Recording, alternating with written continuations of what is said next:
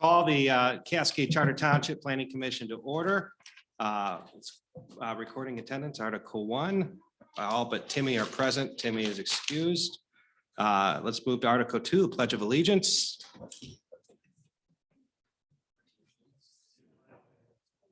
States of America, and to the republic for which it stands, one nation, under God, indivisible, with liberty and justice for all. We have a full house. Good evening, all. Before I move to Article 3, I'm going to break this a little bit. We have a new member, and so I'm going to let you introduce yourself just real briefly. So. Joe Engel, been a Cascade resident off and on for 50 years. Started when I was 3 years old. Practiced law in Grand Rapids, and then was executive director of the Land Conservancy of West Michigan, and I've been on the Parks Committee here for a couple of years. I wanted to find another way to have a little fun in Cascade and serve the community. Thanks for coming. Welcome, Mr. Welcome. Engel. Thank you. Very excited to have your background and to have a attorney serving again on the board. So with that, moving to Article 3, approve the agenda. Hear a motion? Motion to approve the agenda. Motion made by member Deirdre. Support. Support by member Rissy. All those in favor? Aye. Any opposed? Passes. Moving on to Article 4. Does any member of the Planning Commission wish to disclose a conflict of interest? Member Rissy. I don't believe this is a conflict, but I did notice that some of the communication that we received regarding Article 9 this evening, one of the associations that communicated, I have done work for in the past for quite a while. And while I don't have anything, I believe under contract with them at this current moment, I have a pretty long working relationship with that association. So I don't believe it's a conflict, but I did want to just throw it out there because again, they're not the applicant.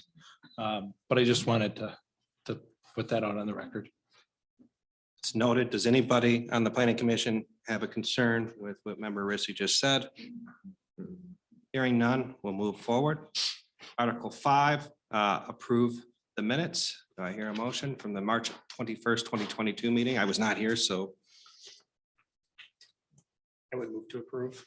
Moved by member Rappin, Second. support by member Korsnich. All those in favor? Aye. Any opposed? Passes. Moving on to Article 6, acknowledge visitors who are wishing to speak. We do ask that you limit comments to 5 minutes per speaker. Now we have, I think, what, Brian, one that has a public hearing? The tonight? first two at public hearing. First two are public hearings, so that's Carpenter Homes and Underwood. If you're here to discuss Ridges of Cascade, Lumineer, Woods Builders, or discussion of the worm farming, I'd ask that you speak now. If you're here for the other two, I'd ask that you wait until we go through it and we can discuss it there. There will also be another opportunity at the end of the meeting for visitors to speak as well. I would ask that you only speak on one topic once, but if there are any visitors first that are in the room, and then we'll go to, do we have anybody on Zoom today? Yes. Okay, then we'll go to Zoom. So if anybody would like to come forward and discuss any of the items that I mentioned, plus anything else outside of the first two, which is Carpenter Homes and Underwood, feel free to step forward and make comments now. I would ask that you would state your name and address for the record. Come on forward to the podium, please. And again, I'd ask that you state your name and address and limit your comments to 5 minutes. Thank you. Yeah, I'm Luis Chen. I'm the founder and owner of Wormies, number 12. Yeah. Just want to say thank you for the opportunity that you're giving me to review my project. I'm a new, not a resident, but member of the township with this location that I just purchased. So I'm just want to share the excitement that I have towards the project that I just proposed to the township. And yeah, just share that I think will be a great fit for for the township, the type of project that I'm proposing.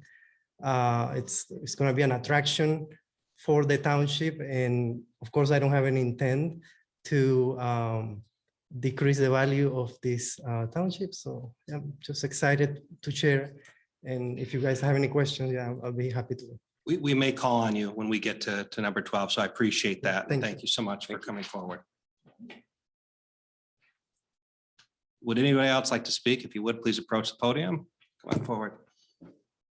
Again, if I could have your name and address just for the record. Good evening, everyone. Good evening. I'm Mary Coors at 3181 Charlevoix. And we are the Gulf Ridge condominiums. And we are here to address the issue of the dog park. I hope that you all received the letters that were written by myself, the president of the Gatehouse, and the president of the Meadows.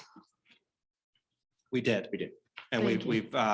we have them here as well as they were sent to us electronically as they were received. And could you identify your other two members again, just a stickler to the record? Yes, Frank Deptula, president of the Meadows Condominium Association. Awesome. Thank you, Frank. Hi, Jerry Lee Griffey, from president of the Gatehouse, 6183 South Gatehouse Drive. Got your letter too. Okay, Thank you so much. Probably what we have to say is just to reiterate what is in our letters. And I think one of the most important things in the letter is that chapter 17 of the zoning ordinance provides that excuse me, buildings for housing animals, runs or exercise areas shall not be located within 100 feet of any property line or street right of way. And in looking at the drawings that were provided by the Ridges, it appears that our property line would be at most 3 to 4 feet from the Ridges property. And the distance from the street is probably less than 100 feet. Now, I did read that the fire department said, well, it's 150 feet from our building, but our building is not our property line. And I think that it would be a clear violation of the zoning ordinance to allow a dog park there.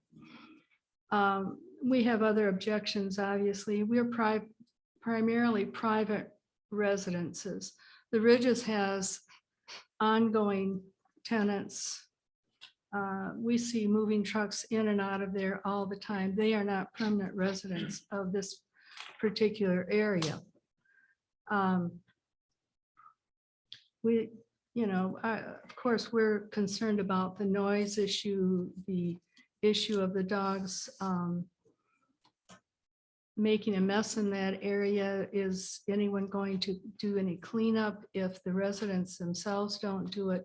Also, the gate is not secure, so that these people, I mean, anyone could drive in there and get through that gate at any time of day or night. And the hours seem excessively long. When you say from dawn until dusk, in the summertime, that could be 5 o'clock in the morning until 10 o'clock at night. And who's going to make that determination? Is someone going to go lock the gate when they're there at night?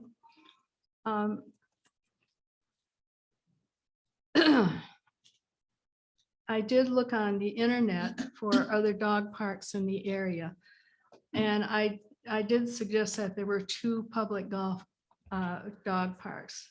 Today, I did drive over to the dog park at River Oaks, and I discovered that that is a dog park that is contained within an apartment complex, and it is completely surrounded by buildings that belong to that complex. It is nowhere where anyone can see it from the street. You have to drive in to see that. And I said that that was a public park. I have to take that back. My information was strictly from the internet. So I'm assuming that because it is contained within that apartment complex, it is probably private and for owners there only. Anyway, we have a lot of concerns about what this dog park could do. I've had some of our residents express to me that they're concerned about safety because we don't know who would be coming into this dog park because there are no restrictions or no security things provided for. So anyway, that's pretty much what I have to say. The other two associations also have some things to add to this. And but our biggest issue is this would violate the zoning ordinance if that dog park were allowed. Thank you. for Thank listening. you. Thank you. Is our 5 minutes up? What's that? Is our 5 minutes I'll up? give you 15. There's 3 of you. Go Okay, ahead. I was hoping you'd multiply that by 3. Yes. Okay. I agree totally with what Mary said and rely on her expertise as an attorney regarding the chapter 17 and the sections of that chapter also. It doesn't look like it's the right fit and that the measurements are going to be correct. I would request that when something like this is significant for Centennial Park, that the gatehouse, the meadows, that everybody be notified. I think just the golf ridge was notified because it is right practically in their front yard. So I'm requesting that that happen. When something comes up, let us, all the associations know, and we can discuss it with our co-owners. My concerns were just like Mary's. Parking to me is a big issue. There are 5 parking spots there now. They can be filled if people come, or even if the people from the ridges want to park, there's your 5 spots. People come from outside of Centennial Park and other spots and wherever in the Kent County. Where are they going to park? Where's the overflow parking going to be? That's a concern I have. The same thing also, I've been to a dog park, and the dog park was wood chipped, but it was just wood chip and mud, basically. So, and I have concerns about people watching their dogs, being careful. If there's a dog, if one has to be expelled from the dog park because of bad behavior, who does that? There's no one there to really monitor what's going on. That's a concern I have. And again, open dawn to dusk. Dusk can be 7:30, 8:30 at night in the summer. That's a long day for even for dogs to be there, is our feeling as well. The ridges have been really careful about cleaning up their dog do when they walk to the gatehouse, and we appreciate that. And we appreciate that. They're very, very careful when they walk their dogs. So we are not a bunch of anti-dog people. We just feel this is not the right place for the association. We're private owners. We have an investment in our property. Looking at real estate, when you have to drive by a dog park with cars parked outside, it's not beneficial to any of us. Thank you for listening. And I'm going to turn this over to Frank Thank you. from the Thank you. Meadows. All right, again, Frank Deptula with the Meadows Condos. Appreciate discussing this with you all and appreciate your considerations. First of all, I have nothing against dogs. I love dogs, had dogs. And the care of dogs is very important, but also the vicinities of where dogs are cared for is important too. The current proposed area, which is just off of Charlevoix Avenue, would be very visible from the street. I have to assume that all of you have driven by the dog park on Thorn Hills in the Cascade Township Park. And that pretty much is a mud, wood chip, brown kind of a mess. We have taken relatives' dogs there and you have to kind of wash them off before you come home. To have a mud, wood chip, and 35 by 70 foot rectangle, which is a lot smaller than what's at Cascade Township Park, would get chewed up, we believe, fairly quickly and create an eyesore. Along with that eyesore is that the inclusion of vibrant colored dog things to be in that park, which we don't feel is in keeping with the finishes of the Centennial. Golf Ridge, even Ridges has beautiful finishes. and our other condominiums have natural finishes. So that's kind of another reason why we think it's not appropriate at that spot. If you take the time to drive through the ridges, there are plenty of spaces between the condominium, or excuse me, between the apartment areas that have areas larger than 35 by 70 feet. I would say a handful. And they would be very appropriate to do fenced-in areas for dog parks there.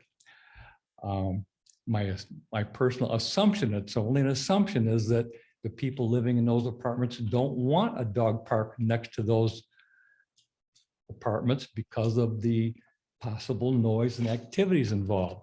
So what the Ridges did was pick the furthest piece of property away from the apartments, which is this particular piece of property, which will not affect their residents as far as barking, activity, parking, etc.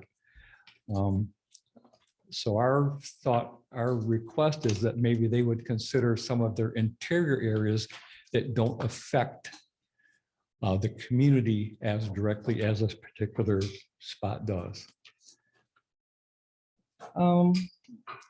Just a sidelight, a couple of our Meadows owners live basically across the street from this spot, which is a few hundred feet from the street. They're concerned that a dog park there in this category would affect future property values. And I have a hard time arguing with that. Location, location, location. So in conclusion, I appreciate your consideration and hope you will encourage the Ridges to find a more appropriate spot within their property to have this dog park. Again, as we don't oppose dogs, but we feel it should, if it's a Ridges dog park, it should be more within their property where they have spaces that are appropriate to do that. So thank you very much. Appreciate it. Thank you.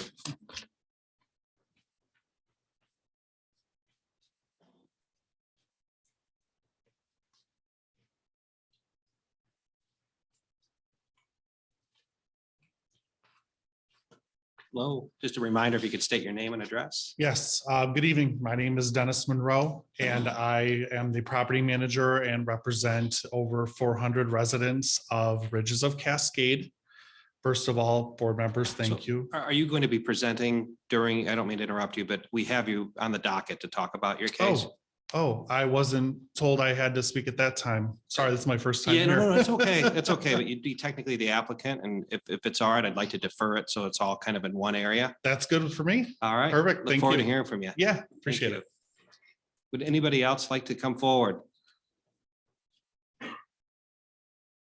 Hi there. My name is Steve Riddle. I'm a resident at 6410 Wendell Street. This is my first time here. I'm here speaking on behalf of Wormies in support of them. I'm not affiliated with them, but I have purchased products from them and really like their operation. In fact, I have a vermicompost at my own house where I turn my own food waste into compost. It doesn't smell. It's something it's a project I really believe in. I wanted to speak up front. I'm sure I'll be speaking to you guys at the end. I'll keep this real brief. So I appreciate it. Thank you. Thank you so much.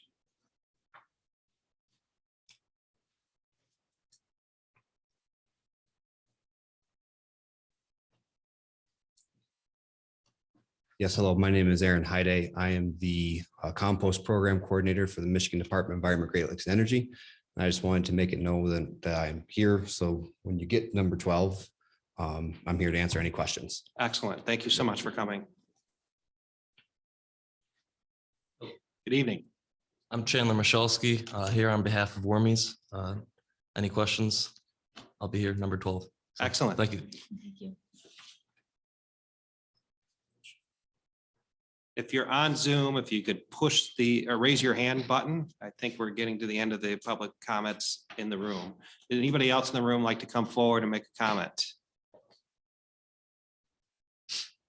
Okay, do we have anybody out in Zoom that has interest in making a comment?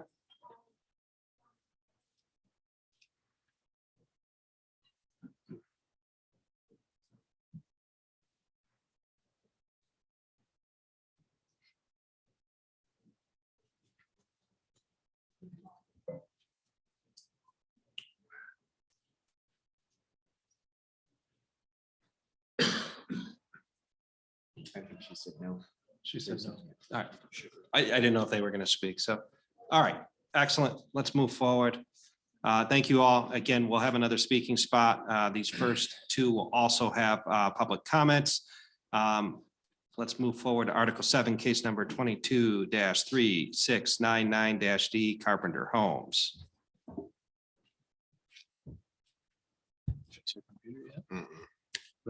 All right, so here the applicant's requesting permission to construct an accessory building on the property. The building will be 40 by 33 feet, so approximately 1,320 square feet in size.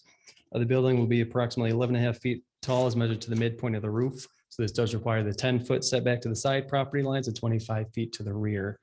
So on the site plan, the applicant is showing a setback of 10.1 to the side property line and over 100 feet to the rear to meet those requirements. With between 3 to 6 acres, the applicant's permitted to have 2 accessory buildings on the property. And the applicants indicated that the building will be used for vehicle storage, and it does also have a golf simulator in it as well. I've described the size of the building to be normal for the zoning district and based on the size of the property. Buildings plan to have tile and copper roof and stone travertine siding to match the house. And as always, outdoor lighting will have to meet our standards, and accessory building cannot be used for living space or to run a business. So at this time, I'd recommend approval of the special use permit as requested with the conditions that the building should be in compliance with all applicable zoning ordinance regulations, including that the building is not used for living space or to run a business, and that any outdoor lighting meets our regulations. Excellent. Thank you. Is the applicant here? Would you like to come forward and say anything? Again, if you could identify yourself. Dustin Carpenter with D Carpenter Homes. I'm here. I'm representing the owner of the property, and the space in the area is perfect for it. The intentions are to take the existing structure garage that is on the property down. It hasn't been 100% solidified, but that is the intentions at this time. So there should only end up being one on there, even though it's a little bit bigger than what the zoning requirements call for. So I would hope that you guys would approve it so that he can have his car storage in his man cave, if you will, for his personal use. So does anybody have any questions of the applicant? Okay. Yeah, go ahead. Does this site have septic or city sewer?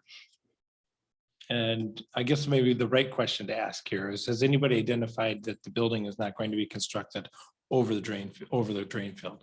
Yeah, it will not be constructed over the drain field. The survey's been done? Yeah, it's right here. Okay, we're with the septic and Yep. drain field. Okay. Go ahead. I just want to make sure that the golf simulator is not going to be used as a business. It's for personal use. Personal use, yes. Yep, Just want to make sure. hanging out, drinking some beer. Okay. Some people pay for that. Yep, Any other questions of the applicant? Thank you. thank you. This is set for a public hearing. So get a motion to move to public hearing. So move. Support. Motion made by member Rissy, supported by member Rappin. All those who approve? Aye. Any opposed? No, hearing none. We'll open up to public hearing. If anybody in the public, or if you're on Zoom, I'd ask that you push the button to raise your hand. If anybody is here or has questions or would like to say something about this, feel free to step forward. Same rules apply, your name and address. Going once, twice. Okay, hearing none, I'd hear a motion to move out of public hearing. Make a motion to close public hearing. Member made by member Rissy, support by Engel. Oh, Mr. Engel. He was quick. He is tonight. quick. Look at that. All those in favor? Any opposed? Hearing it, we'll move out of public hearing. Any discussion? Member Rissy? Looking at the site plan, I guess I should use one on the big screen so that I'm assuming that's what you guys are looking at. There is an extra box to what I believe would be the east of the garage, kind of southeast of the garage. There's a rectangle there, right along that line. Yes, yeah, thank you. I forgot about the arrow. This one or? No, no, further to the little one, just to the east here. That one. What does that represent? It's the generate, so housing for his whole home generator that's in there. Okay, It's just a concrete type retaining wall with a grate over top of it for the generator. okay. All right, thank you for the clarification. Is that considered another accessory building in itself, or is it, does that, No, that wouldn't be with a open grade over it. I think it's just set in it, so that wouldn't be meet our definition of a building. thank you. It's almost completely buried. Is it? Yeah. Okay, all right, I just saw the box on the plan, so I just wanted to, find out what it was before we approve any plans. Thank you. Any other discussion? Somebody want to take a crack at this? Member Rissy? Why is it always me? He's just so good I can ask the questions. I'm working on it here. Let's see here. Article or case number 22-3699 Carpenter Homes. For the request of a special use permit to build an accessory building. I would move to approve that with the conditions that the building not be used to run a business, not be a residence, and any outdoor lighting would need to meet our regulations. I believe those were all of the staff conditions, if I'm not mistaken. And I'd move to approve based on that. Support. Okay, motion made by member Rissy, as written by, approved by staff, right? Yes. And supported by member Deering. All those in favor? Aye. Any opposed? Hearing none. It is passed. Thank you very much. Moving on, Article 8, case number 22-3702, Underwood.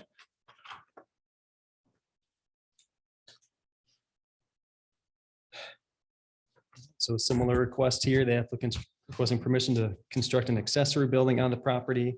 So the building will be 26 by 38. Then they do note wanting to have a 38 by 8 open awning along one side of the building in the future. So that'd bring the total size to 1,292 square feet, because we usually include covered patios and decks like that in the square footage. So that total square footage would be 1,292 square feet. And the building will be 14 feet tall as measured to the midpoint of the roof. So requiring that 10-foot side yard and 25-foot rear yard setback again. So the applicant shows a setback of 10 feet to the side property line and setback of approximately 125 to the rear. So meeting those two requirements. So with less than 3 acres, the applicant is only permitted to have this one accessory building on the property. The applicant indicated that the building will be used for storage of an RV as well as gardening equipment and possibly a vintage automobile as well. So once again, I'd consider the size of the building normal for the zoning district and size of the property it'll be located on. Here, the building's planned to have vinyl siding and asphalt shingle roofing to match the house. So once again, recommending approval of the special use permits with the condition that the building should be in compliance with all applicable zoning ordinance regulations, including the building is not used for living space or to run a business, and that any outdoor lighting meets our regulations. Excellent. Any questions of Brian? Okay, thank you. Is the applicant present? He is. He is. We'd love to hear from him. Good evening. Good evening. If you could state your name as well. Stephen Underwood, 7675 Sudbury Lane. First of all, thank you very much for hearing the application here tonight. Basically, we've lived in Cascade since 1999, and we've lived in another house in Cascade. And in November, we moved to our current location. We moved from a 3 garage house to a 2 garage house, and I'm feeling the pain. So hence we embarked on this effort to plan and hopefully build this building to store additional vehicles, primarily an RV, and I do have an older car that doesn't see a lot of rain or snow, let's put it that way. So this would be an ideal scenario for us to store that in addition to gardening equipment, things like that. It's a pretty open setting, and as we heard from the planning manager, I don't think it has any adverse effect on the neighborhood or the community, and I would very much appreciate your approval of the building. And I'd be happy to answer any questions you have. Does anybody have any questions of the applicant, member Rissy, and then member Rabin? I'll ask you the same question I asked the last applicant. Is this, have you identified where your septic system is to make Yes, sure that we the have. building is not? Yes, we have. conflicting with that? The septic is over in this Okay. side of the All right. building. Thank you. So we're far away from the septic. Excellent. Member Rappin? Given what we're looking at here was not a survey in the tight setbacks, will you have a survey completed or staked to make sure that you're We not have- within that 10-foot setback? Good question. We had a survey done last month, and it is currently staked, and all the measurements are going to come off of stakes that were recently installed. Thank you. Mr. Vice Chairman? Yes, on the survey, it shows two different distances between the east side of the building and the east property line. One is 10 feet, the other is 12 feet. Which one is 12.1 feet? Which one is correct? I've currently got it paced off for 12 feet. It's my intention to build it 12 feet, just to make sure there's absolutely no Okay. problems. I'm an engineer, and with measurements, it's always better to give yourself a little bit more tolerance than you Right, need. right. Thank you. Yes. Yeah, in the application, it says that you have the awning on one side and you're contemplating for future construction. What kind of future construction are you planning on doing? What we're doing right now is, since we moved into the building in November, it was built in 1975. The awning right now is being deferred out of, we're having our bedroom remodeled. So the list is only so long what you want to do right away. Our thinking down the line is as we get settled into the house, if you noticed in the plans, there's a header that extends the planning to be extending the length of the building. And at some point, it's going to be about 8 feet tall, 8 feet out. It's going to be constructed with a pad poured already. So we'll use that as basically, a patio outside of it until such time as, we're ready to have the awning put on. The awning will be only about 8 feet tall at the height level, and then it'll slope with the same slope of the building up to. So it'll be, not halfway, a little bit more than halfway up the side wall of the. So you're not of the planning on structure. enclosing that area down? the No, road? not at all. Okay. Not at all. Okay. Our idea is basically is to use part of it to store firewood, frankly, to get that out of the weather. And so we don't have to put a tarp over it and have that issue to deal with. Okay. Any other questions to the applicant? Thank you very much. Thank you very much. Any discussion? Make a motion to go to public hearing. Okay. Hear the motion from Member Rissy. Do I hear support? Support quicker from the Vice Chairman. Member Moxley, all those in favor? Aye. Any opposed? Hearing none, we'll go to public hearing. Does anybody from the public wish to come forward?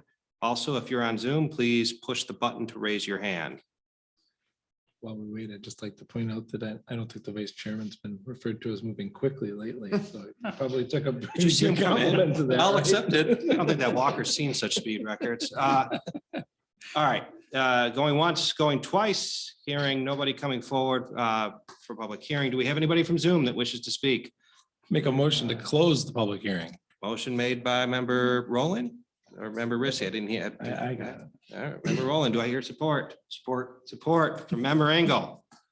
All those in favor say aye. Aye. Any opposed? Thank you. Any other discussion now that we've exited public hearing? Hearing none, would anybody like to take a crack at this? I would. All right, Vice Chairman, let's hear it. In the case number 22-3702, I recommend approval and that we follow the staff recommendation, including the building is not used for living space or to run a business, and any outdoor lighting meets our regulations. I hear a motion and I hear support from Member Deering. All those in favor say aye. Aye. Any opposed? Hearing none. It passes. Thank you very much. Congratulations. Hey, a quick show of hands out of curiosity. If you're here related to Ridges of Cascade, would you raise your hand for me? Thank you. Moving on, Article 9, case number 22-3697, Ridges of Cascade, Grand Rapids LLC. We will have a public hearing on this, I think. Anybody opposed to that? I was wondering if maybe we should Yeah. potentially tabling a I think decision so there's- that there could be. a I hearing. think so. Let's Okay. see what everybody has to say, but I think that's definitely a I think that might be worthy the right direction. consideration. Okay, So the applicant's requesting site plan approval for a 35-foot by 70-foot fenced-in dog park at the Ridges of Cascade development. The dog park would be located at the corner of Charlevoix Drive and Lookout Ridge. So there is an existing 30 by 30-foot dog run area next to the clubhouse, which would be across the street here. So there's the existing clubhouse with the existing dog run area. Here's the proposed. That was approved as administrative site plan review in 2015. Since this will be a larger area, I thought that it was appropriate to come before the planning commission for a site plan review. So while there are standards for dog run areas associated with commercial kennels or animal boarding operations referenced in chapter 17, they're not specific standards for a park or dog park that is accessory to a residential development. However, as part of this review, I think an important part will be to consider that second site plan review criteria you'll find at the bottom of the staff report. And that references if there are ways that the site plan can be changed to improve its impact on neighboring properties, which is obviously looking like a big factor here. So the applicant's proposing that the dog park will be enclosed by a 4-foot tall black vinyl coated chain link fence. This is what's currently in use at the existing dog park area and as well as in other areas of the Ridges development. So the surface of the dog park will be the existing lawn that is at the site, and the applicants notes that they may install dog-friendly wood chips in the future if necessary. Since there are no impervious surfaces being added, there was no required stormwater improvements at the site. So we know there's been some concern raised from neighboring condominiums on the effect of the dog park that might have on their residents. So I believe it will be appropriate for some type of screening to be added around the park, such as evergreen trees or vegetative buffer like that. All right, specifically seems like the side facing the golf ridge is on the west side and then possibly on the east side as well, facing Charlevoix Drive. The applicant has provided a list of 10 park rules included in your packet there, and I would recommend that 2 additional rules be added to that as well, with one stating that dogs which are barking excessively must be removed immediately, and then another stating the hours which a dog park may be used. So it would be helpful to hear from the applicant how these rules will be enforced at the site. So at this time, staff do recommend the approval of the site plan for the fence and dog park with the 3 conditions listed in the staff report. However, we might want to have a larger discussion regarding a few of those, specifically if any screening may be required. any questions of staff? Yes, member Rappin. Brian, you forwarded letters regarding the new proposed park fenced-in area. I'm curious if the township's received any complaints about the existing area that you're aware of? Not since at least I've been here, which is the last 2 years. So I'm not aware of any before that, but since I've been here, I've not heard of any of the existing little 30 by 30 area. Thank you. Yes, member Rissy. Do we have any? Do you know if the current PUD discusses fencing at all anywhere in it? It does not. Make any It reference? doesn't have specific requirements for types of fencing or anything like that. No. Okay. There's no references that prohibit fencing anywhere that you're aware of? Not that I'm aware of. I think there's some language for general common elements, which this is not one of. This is part of the specific Ridges development. So Okay. nothing would prohibit fencing the PUD ordinance at this location. Right, okay. And there's nothing in the specific PUD's language that prohibits the Correct. fence. Okay. All right. And then do we have, and this is probably not a good question to put you on the spot with, Ryan, so I apologize ahead of time, but if, and really this is more for all of us. Are we aware of any PUDs that have fencing in the front yard? Well, we always allow fencing in the front yard if it's 4 feet tall. That's permitted by right. Right. I couldn't say off the top of my head if there's specific examples with fencing there or not. I Okay. mean, homes near the front might have Sure. them, but Sure. I couldn't call it a specific example right now. No. Okay. Yes, member Rappin. Brian, if you know this, if not, perhaps a topic for the applicant, but none of the existing rules or what you've proposed discusses the use by residents only. Is this intended to be a public park or only by use of the residents? I believe it's intended to be only by use by residents, but That we was could have not the applicant. explicitly lined in the rules, was it? I might just propose that that's a rule added to your Sure. list. And just for point of clarification, the zoning that was mentioned earlier would not be applicable because it applies to dog kennels. Correct. Chapter Confirm- 17 specifically for references commercial dog kennels or animal hospitals. It's not to suggest any decision one way or the other. I just want that point of clarification. Thank you. Any other questions for staff? Okay, the applicant, I understand, is present. The applicant would come forward. And again, identify yourself, and I'd love to hear from you, and I'm sure we have some questions. Try this again. Yes, thank you. Thank you. My name is Dennis Monroe, and I am the property manager of Ridges of Cascade. I represent over 400 residents of my community, many of which have been there for multiple years. I've been managing the property since 2018, and we have residents that have been there since we were building the property, so we're really proud of that. What we're looking to do today is to add an additional amenity to our community to improve the experience for our residents. And I would say approximately 30% of our residents are dog owners. So it's only natural that we look to add something like this to our community. The location of our current bark park and the way our current park can be designed, given its location, is rather limiting and disappointing to our residents. It is quite smaller compared to what we're proposing. There's not a lot of room for dogs to run around and really enjoy the area. And unfortunately, there's a storm drain right in the middle of the bark park. So not exactly something you're thrilled to show prospective residents and be thrilled to tell your residents about. The current use of the land that we propose putting this bark park in is named Jonigla Park. It is just an open green area that we have on the community. The current sign does say from dawn to dusk. To answer the question, it is for residents only. And we are more than willing to accommodate on those rules to include specific times, dawn to dusk, whatever you feel is necessary. We have looked multiple times at our property to see where we could put this bark park in a better spot. And unfortunately, there is not a great spot other than this flat piece of land that we own off of Lookout Ridge in Charlevoix. We've proposed putting it between two of our buildings that have a little more space than the others. But that's right at the T of Cascade Ridge and Centennial Ridge, where snowplows are pushing snow on a frequent basis in the winter. There's an area behind our community along 3335 to 3385 Centennial Ridge. It's open, but it's rather hilly, and that would be a bit of a difficult concern putting that bark park there. Other than that, the buildings are very close together. They tried to cram as many apartments as they could into their land when the previous owners constructed the property.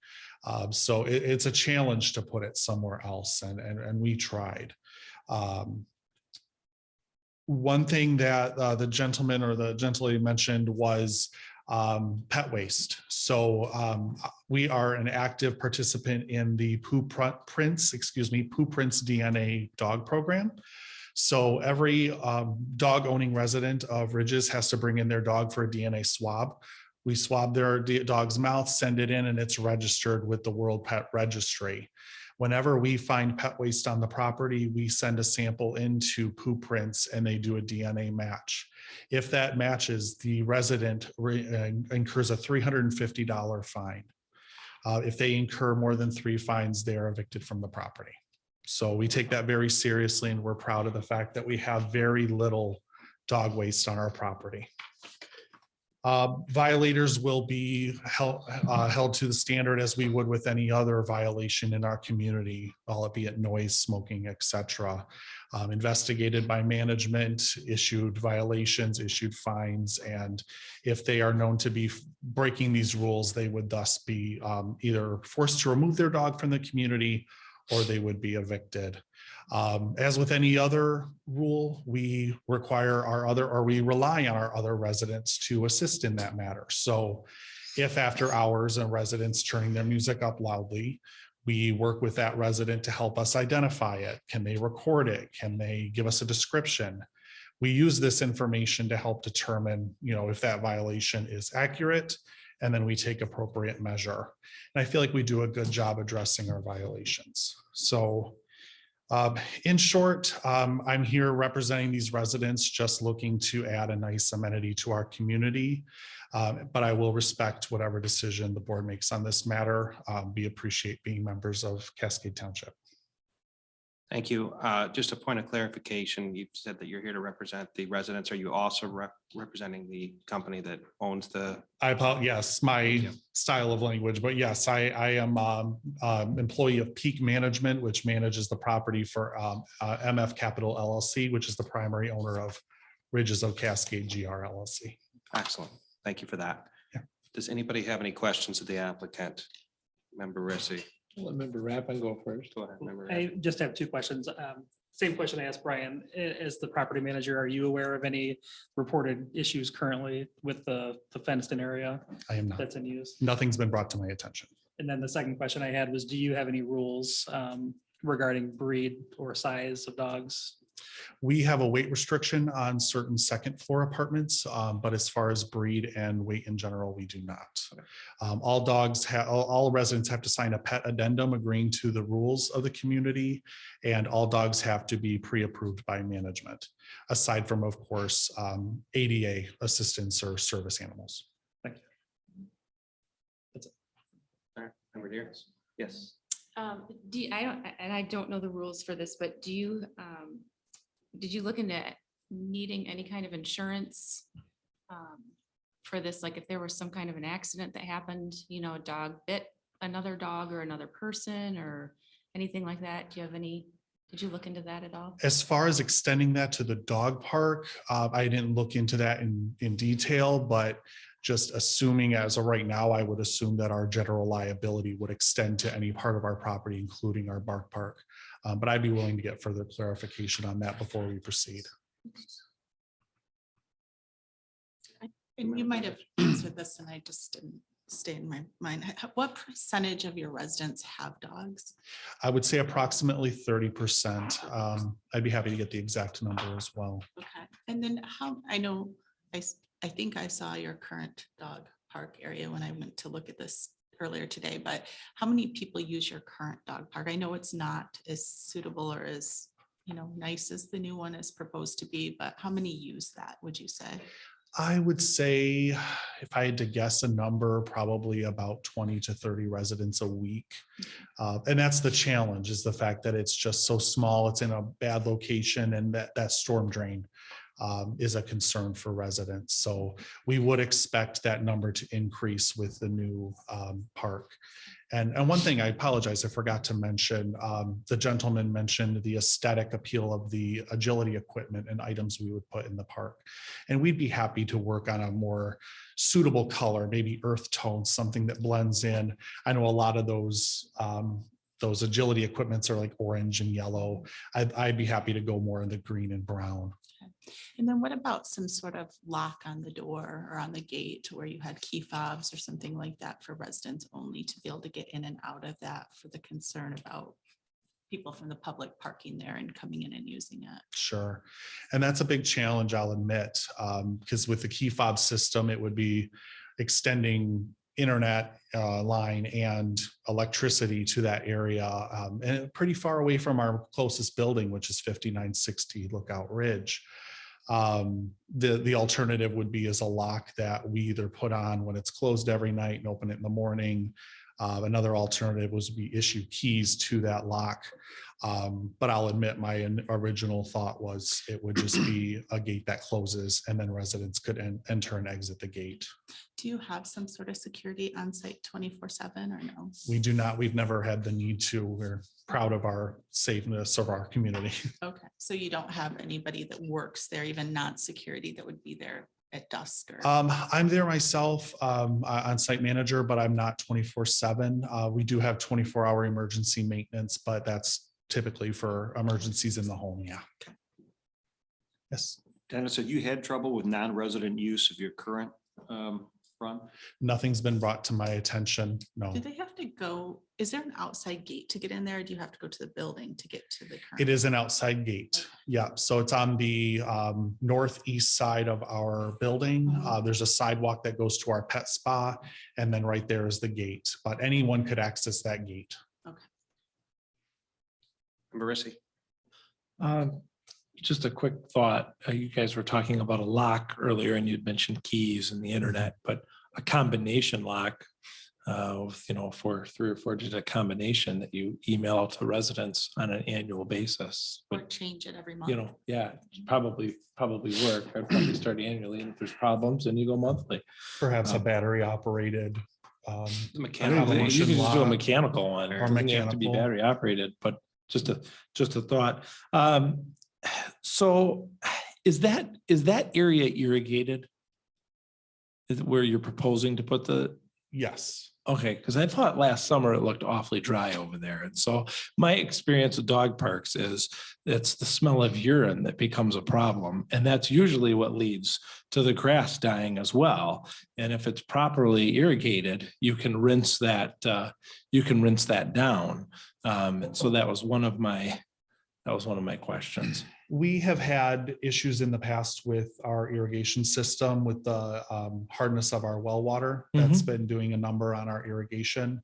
I actually just received an estimate on multiple repairs to our irrigation system, including that area. So I would expect that issue to be resolved. Okay, and then, I read the letter from one of your neighbors and about this proposed area to be right in their front yard essentially. And I know that they've seen a lot of change there over the last few years, for sure, from the view they used to have. And so I'm somewhat sympathetic to that. And I'm looking at your development.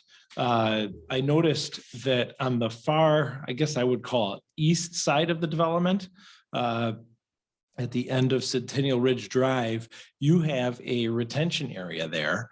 And on the east side of that retention area, there is a pretty wide swath of ground that is, I admit it's not perfectly level, but it's easily 100 feet long and close to 30-40 feet wide. If somebody did a little retaining wall work, you could potentially get, a run in there. I would think that would be around 35 feet wide to maybe 150 feet long. Could even make it jog around the corner, make it banana shaped. But I'm just wondering, and that would be over 200 feet from any adjacent neighbors. I'm wondering if you looked at that site at all, or did that one not, is that something that might be a workable solution? We briefly considered the area around the pond because we were looking at also that area on the other side of 3385, closer to the expressway. My biggest concern was the proximity to the water and what could be during the summer with bugs and such that are attracted to the pond. Okay. All right. That's all for now. Member Roland? Yeah, so I'm looking where you want to put it, and I see there's already a parking lot there, and I mean, I get it, right? But have you thought, is it possible? And if it's not, I'd like to know why you can't move this dog park closer to that apartment complex, which gives the neighbors even more distance. And I know you might be losing some of that parking structure, but if they're current residents, they're not going to need that parking lot anyway. So is there a possibility to take that park and move it, what would you call that, south down here? Yeah. I mean, Southwest. I don't have a. Oh, you don't have a computer. Yeah, That's mine right. doesn't show. Forgot. It's been broken for a couple of years now. Yeah, take that dog park and move it closer to the apartment complex. Maybe saying, like, turn it 90 perfect. degrees and move it closer to the apartment complex. Maybe put up some larger trees where that dog park is proposed, which would give some more blockage from the neighbors. And then you're going to increase that. I don't know what the distance that would be, but that's got to be at least a couple hundred feet. Yeah, but then I would say move it left more even. Yeah. Our original concern with where it's located was to get it as far away from Gulf Ridge as we could. Because, you know, it does go up a little bit of a hill, but it is doable to put it there. But it would put it closer to those residents of Gulf Ridge that are right on the northeast side of that building. Member Rissy? I have a question for Planner Hilbrand. Is Yeah. that an appropriate time to do that, or? Yeah. You okay with that? All right. Brian, do we have any rules around along? Would it be possible for them to fence in that retention area at the east end of the development if they were to move it over there? I believe they would. We'd probably just double check with their engineer if that would somehow affect. I'm just stormwater curious if that's requirements. if that's an option. I know that's not what's Yep. in front of I us would- tonight. I'm just curious if they I have. would think it would be an option. Okay, thank you. Any other questions for the applicant? Member Corson? I had a question for Brian too. I don't know. if This is because it's in a private area, it might not be really applicable, what I'm going to ask you, but is there any rules about number of parking spots for any kind of park at all? Or would it not apply because this is in private? Sure, so it would still apply. I don't know if we have any, we have our kind of parking calculations. We have one for, I'm sorry for putting No, you you're on the fine. spot, but I know parking comes up a lot with other things. right, that it's the come to question us. too of how many residents would be just walking to it or Right, driving to because it. I and think it things like goes that. back to what Scott was saying too, that I'm very empathetic to the people that are against this, that, you know, going out there and looking at it, it really seems detached from your apartment complex and really closer to the condos. So I can understand the frustration, and I think it's very sad to me that there's not a better spot within and closer to your apartments for this. Because I do have a lot of empathy for them, and it would be frustrating. And they did have very valid concerns. You addressed all of them. You did a great job of addressing everything. But I just think it would be nice if there was a place closer, because those 5 parking spots, I mean, if you have a dog, the idea is that hopefully you are walking your dog to the dog park and letting them run. But I think a lot of people use dog parks because they can't walk very far and their dogs need exercise. So it's much easier to drive up to a dog park, get my dog out, go to the park, let them run in a dog park while I can sit there and wait for my dog to exercise, and I don't have to walk. And I think that a lot of people that use dog parks use them for that reason. So it goes back to my question too about the parking spots and where overflow parking would be, because it is in their backyard. And there's a lot of just sitting there looking. There are some trees, but there is definitely clear view into those condominiums from that area. And it's just would be hard to be living there and knowing, okay, there's gonna be a dog park with all the owners standing around waiting for their dogs, and they're gonna be staring at my condo the whole time. You know, I mean, you're gonna have to have your blinds shut, all of that. It's just, it's unfortunate there's not, or maybe there is a good spot within the apartment complex for this. Yeah, go ahead. Just to build on what Wendy said, thank you. My philosophy with the Bark Park is residents that have to abide by leash laws because they don't have their own home, they don't own their own homes, and thus have their own backyards where their dogs can run freely without being on a restraint. So I don't see it exactly that way. I see them being able to have that area where their dogs can run freely. I frequent a lot of our parks, but frequent the rec park, and I walk the outside perimeter of the dog park. And I know there's a lot of people that don't walk their dogs at Cascade Park. They come there and park in this huge parking lot in the front of the dog park and get out and just let their dogs run. And there's park here, there's picnic tables, stuff for them to sit, to wait. And that would be one of my concerns for them, is just that the parking. And I'm not sure, forgive me, I don't remember if I did put this in the rules, but if it's not, we would be willing to add that owners must be with their dogs in the Bark Park, because that would be our expectation. Right. Understand. Dennis, I have a quick question for you. Sorry. Have you spoken to your neighbors about this? I had sent an email to the manager of, I believe, Grandmark, who I am under the assumption is with Golf Ridge. But And I didn't hear no, back. all right. So I have good news. There's a lot of them here tonight. Yeah. And further, you have three, members of governing bodies of specific units here. And I appreciate them for coming. Yeah, I would appreciate talking to them ahead of coming. And so that, something to consider. So go ahead. Member Rappin. No, just to follow up on Wendy's comments about the visibility, and Brian has mentioned trees or some sort of natural block. Have you already discussed that further? Is that in the plan to surround that with more trees, which I know immediately won't do everything, but in a couple of years may mask some of that? From what I understand, there is an existing screen around that park with Gulf Ridge.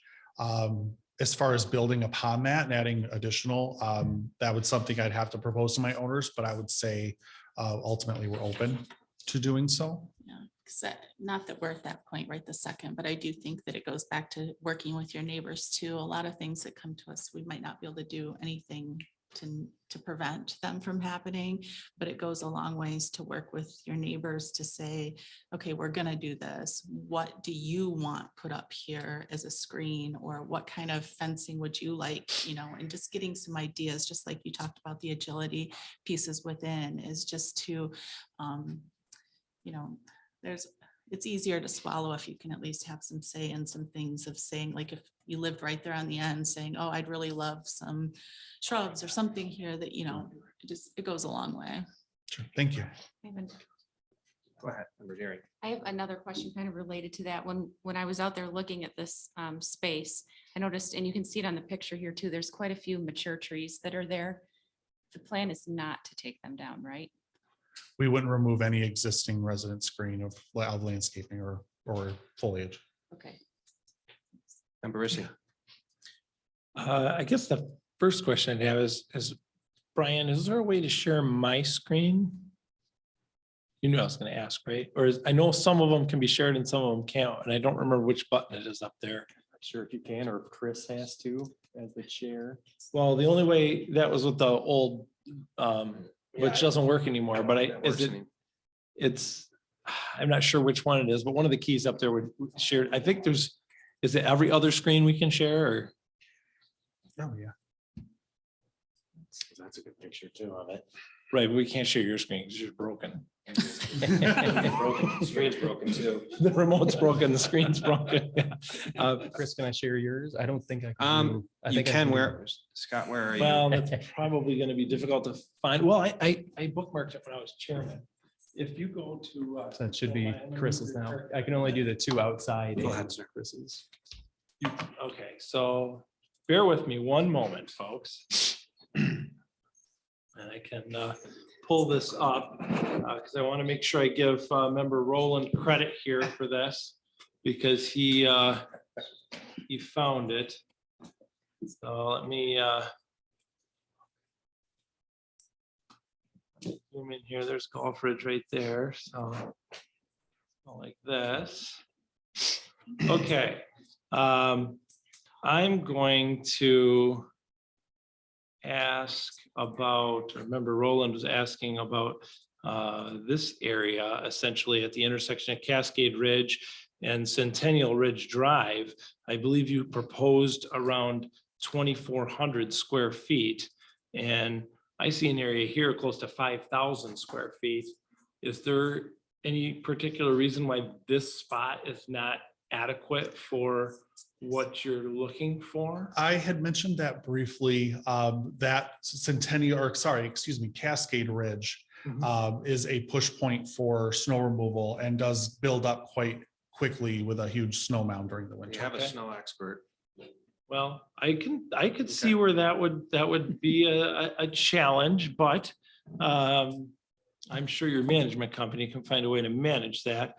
I as a snowplower though, I would certainly I certainly understand that. But even if you if you made this significantly smaller, you're still at 4,200 square feet of space. And you've left, approximately 26 feet of snow stacking between the street and your fence. I would think that would be ample to get through some of the winter, maybe relocate it once or twice throughout. The other option, as I mentioned before, is this space down here at the very east end. You have quite a bit of distance here, a couple hundred feet. But I realize width wise, you're somewhat limited, but you still could get a pretty significant sized area here. I guess for me personally, you know, that's almost 6,000 square feet in that area, but you get the computer back. For me personally, I think that there are other options here that might not be as much of a invasive. Yes, thank you. It would not be as invasive to the neighbors. That's my I guess that's what I'm thinking. Plus, this one's actually better for you guys because it's in the middle of your facility. So while you're driving people around, you can showcase it better rather than having something stuck out in the middle of nowhere, right? It's easier for all your residents to get to rather than being in the corner, and it helps all these people out here. I mean, that's a win-win-win for everybody, right? I mean, the snow removal, I mean, I'm looking around your facility. You guys have plenty of other places you can put that. I mean, I think if you guys want a dog park, I think that's really the best place for everybody. I would relay that to the owners. Thank you. Any other questions for the applicant? Thank you very much. Thank you. very Thank much. you. I appreciate it. Thanks, Dennis. Yeah. Okay. I said we do a public hearing, however, maybe reconsidering that because I think the general consensus of what I'm hearing is potential table of this. But let's open up discussion internally here first. What's everybody thinking? I would be willing to make them, I guess my take on this is that I don't like the current proposal personally. Yep. And if we were going to make a decision tonight, I think we owe it to the neighbors, because we have such a large group of them, to have a public hearing. Probably makes most sense to schedule that and have it be an official meeting. So I would say we would want to table a decision. That's my opinion. Yeah, I tend to concur. I don't know if there's any dissenting opinions to that. I think I see four issues. The biggest one is communication. Where's Dennis at? With your neighbors. I think I've been pretty clear about that. And the good news is you're in the same row as the three members of the governing body. So I think you can all connect pretty quickly. The parking regulation, I want to understand that. I think that was brought up. The insurance requirements. Is there additional liability required? You know, again, if I'm thinking of your neighbors, you know, we want to make sure that that's covered. And then I think the location, are there other areas? And I think, again, as you talk to your neighbors, you might be able to identify that. So that's just my take on it. Member Rissy, go ahead. Well, it sounds to me that you're making a list of items, and if it's potentially tabled, and I would add to that, I'd like to see the minutes of the prior meeting when the previous dog park was, or dog area was approved. That was just an admin approval, that previous area. Seems to be a lot of those lately. Oh. At that time But period. it was part of the original development, right? Or I was think it a- came shortly after, Okay. was my understanding. So it was approved in 2015 as an admin site plan approval. Okay, thank you for that. If there was any correspondence with the individual who made that approval, that'd be helpful if such correspondence existed. Any other thoughts or discussion on this side of the? Okay. All right, somebody want to take a crack at the? Member Rissy. It's always me. I would make a motion to table case number 22-3697 to allow the applicant time to work with his neighbors and the rest of his staff to potentially look at another location or a way to mitigate some of the concerns, and gives our staff opportunity to come up with the items that you mentioned previously as far as for additional information, Brian, what's our next meeting look like? Not too many items on that one. We'll have two in May. Okay, so it's, there's the potential that this could be revisited in a couple of weeks. And then I would also, obviously, I want to make sure that it's known, the idea here is to allow time for the public to prepare remarks, so that there be a public hearing. as Yeah, part of I that. concur. There needs to be a public hearing when we bring it back. All right, well, I think we'll have a conversation if that's a formal public hearings, that's not required by the zoning ordinance, or just notifying the presidents of each Yeah, condo let's notify association. that, or- yeah, and we'll attach it right to it. I think, yeah, I think it's within our right to make a public hearing if we want. What he's, so. the reason he's asking is the notice period. So if we Oh, make it an informal one, given that most of the residents are I aware. understand. Am I accurate on that? Correct, yeah. Yeah. So does anybody have concerns with that, by the way, if we make it, it's just I don't want to make the applicant wait an extended period of time because of a notice period that's not relevant to this. Agreed. Okay. All right, I heard a motion to table it for the applicant to reach out to their neighbors, parking regulation, insurance requirements, location, and then any correspondence. Am I missing anything? And do I hear a support or a second? Support. Oh, wow. Member Roland, I heard first. So member Rissy made the motion. Member Roland supported it. All those in favor say aye. Aye. Any opposed? Okay. Please get with your neighbors. Moving forward, Article 10, thank you all. A number of you will probably be leaving. Thank you all for coming in. Your public comment, public support is so important to the process that we do here. So thank you. Thank you. Moving on, Article 10, case number 22-3696, Luminaire Technologies.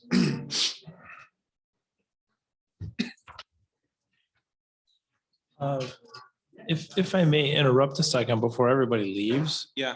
can we just let these folks know the date of our next meeting so that I'm assuming it'll come up then, or will it be later than that, Brian? Brian? I just think it would be appropriate to So mention that. May if- 9 and May 16 are the two May Okay. dates. Okay. So it will either be on May 9th or May 16th. Right. For any of you who are interested.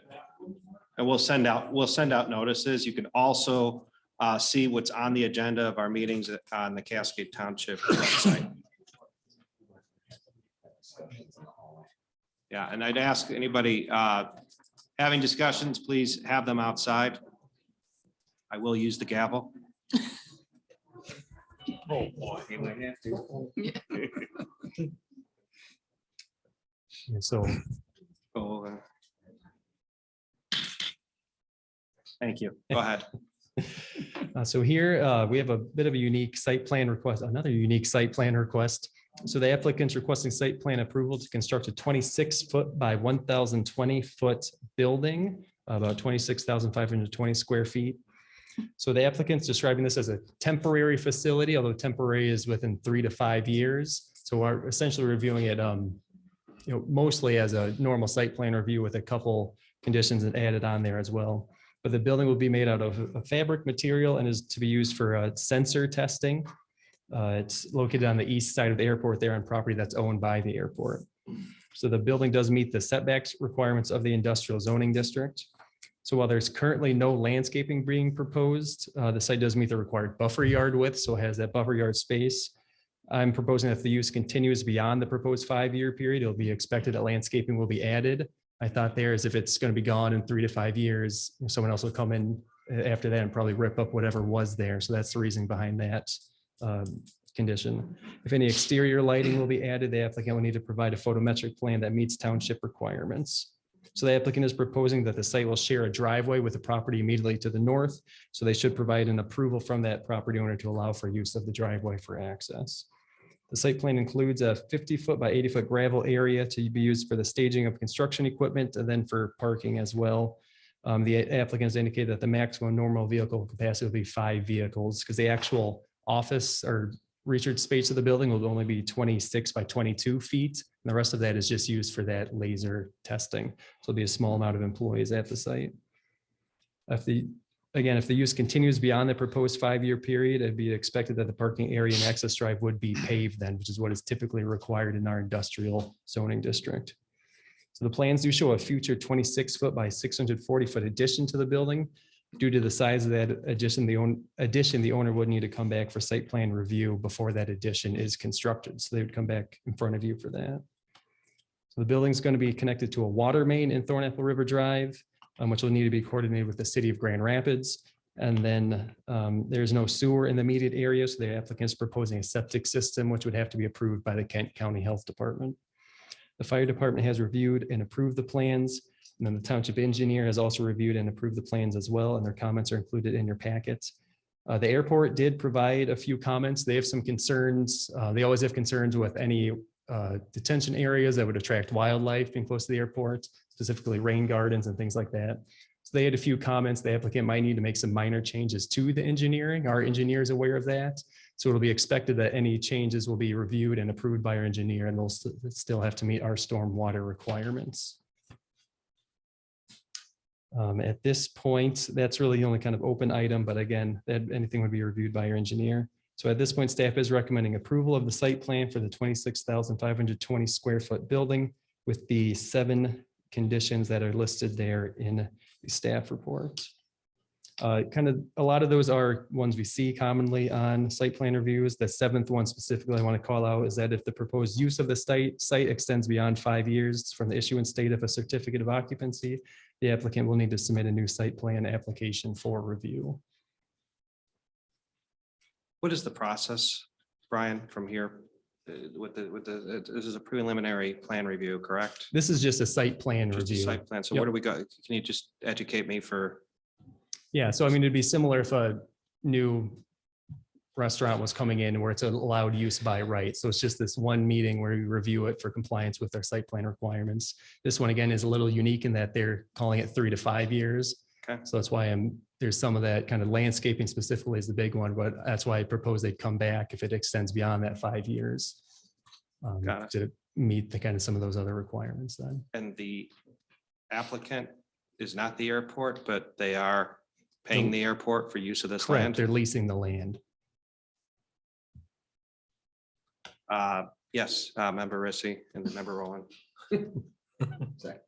I honestly didn't think the airport actually wanted to lease any land. Because they don't seem to return phone calls. Is that, how do I indicate this on here? Give me a second. I gotta go. On that site plan, I am assuming that this structure, is that a retaining wall? Where I there's any place the retaining cursor walls? there? Is that a retaining wall there, or is that? Unfortunately, I can't read the print on my end because Can't blow it up. it's now? not it's not that clear. So it's hard to, and the same thing within the packet. It's very hard to read the site plan and on this particular one. So I didn't know, I was just trying to understand it. There's extra lines there and a lot of words and I didn't know. Yeah, if- there's a long, narrow building going down the center of the plan. There's 2 swales for stormwater It's a next to it. swale. That might be what it is. Yeah, that's what's a swale right here. So a Okay. stormwater swale taking that runoff to the detention ponds in So- the south corner of the plan. So you're saying this is a swale and then this is the building. Apparently I'm putting dots all over this thing. Let's see here. That is. Yeah, it's a very narrow, it's only 26 feet Right. wide. So then what do these lines represent? At the bottom? They're just Does the building continue into infinity or? That's the proposed addition then. Okay, So All that has not been evaluated this time. They'd have to come back for a new site plan approval for that addition. all right. Okay, those are my questions so far. Thank you. Member Rowland, did you have a question? Yeah, I thought I remember reading somewhere in the packet that this is gonna be a business, but they don't have they're not gonna have a restroom, or that's to be added later at a later date. If they decide to construct a restroom, that's Right. why the septic facility is. So I Right. believe the applicants can speak to that a little. I believe the building inspector required there to be a restroom with there. So that's Okay. why the septic is being put in. All right. And the So applicant that's can my clarify question, if that as well. Complied, if they didn't have a bathroom, would that comply with? Right, well, and I was right. wondering how long, like porta potties or something would be sitting there. Yeah, I think the applicant can clarify that Okay. too. Go ahead, member Rissy. I had one more question that I'm. The former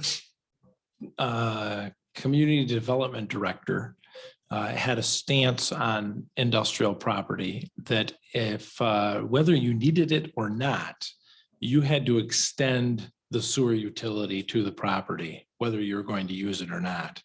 Is that not how you interpret things? Or I noticed you said that you were talking about septic, and I know that in a previous situation that I won't get into, we were, or he had indicated that you would have to pay to extend sewer. And so even if you didn't need it. And so I'm trying to understand the reasoning behind this. So again, I would say if it was a permanent site, I'd be much harder on that. For the 3 to 5 years, that's another thing where it changes a little bit where, again, and I don't know if, I think I included that as a condition, but it could be if it extends beyond 5 years, they'd be required to extend sewer, which I think may really make them get out of there after 5. But that was my view when it's only a 3 to 5 year use. Right. Not having the requirement to extend sewer. And I'm not necessarily trying to chase away development. I want to make sure that we're typically we're treating every applicant with the same set of rules, I Mhm. guess. And I understand that you may interpret the rules differently than him, and I'm not holding that against you. I'm just trying to boil it down, I guess. Typically for any industrial site, we would require sewer. Again, the difference was the kind of temporary 3 to 5 year time Okay. frame. Go along with that. Yes, member I have a Corson. question, talking about historically speaking, that you know of.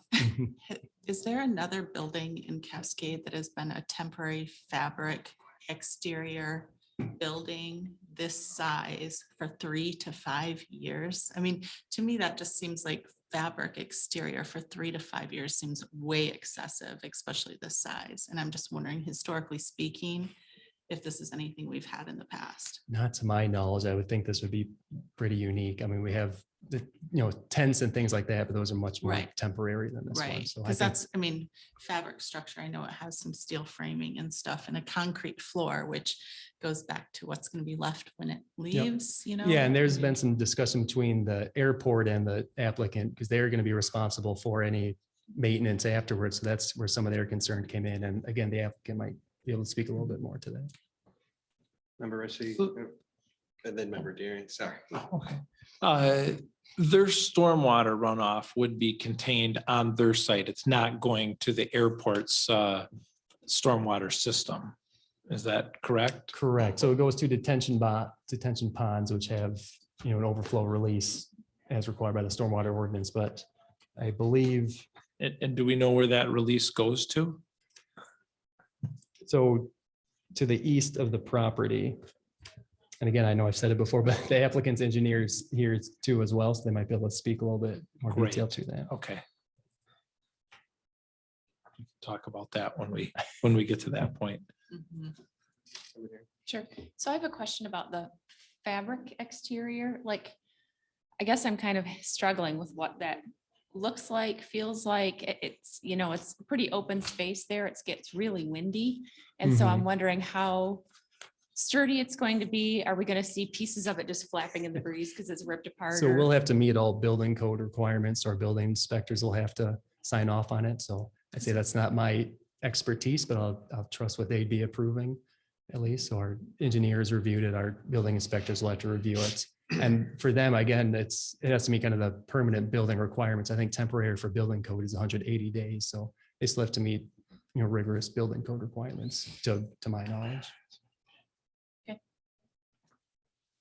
other questions for Brian? Thank you very much. Is the applicant available? If you could, please state your name and relationship to the entity. Good evening. My name is John Stroh. I'm an engineer with Brendan Newhoff in Grand Rapids, Michigan, 3355 Evergreen Drive Northeast, 49525.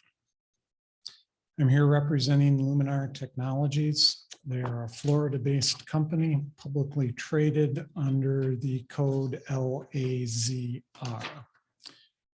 They are a developer, manufacturer of sensor systems used in conjunction with automated vehicle systems. The purpose of this building is to test a system or a sensor after it's been subjected to a series of tests by a company based in Kentwood, Michigan.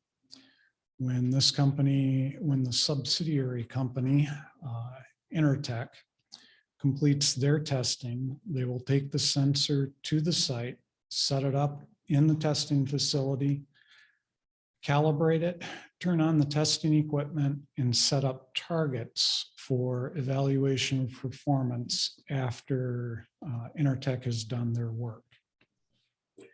The tests will be performed over a period of a couple of hours. Typically, it will be 2 technicians out there at a time. Anticipated maximum number would be 5.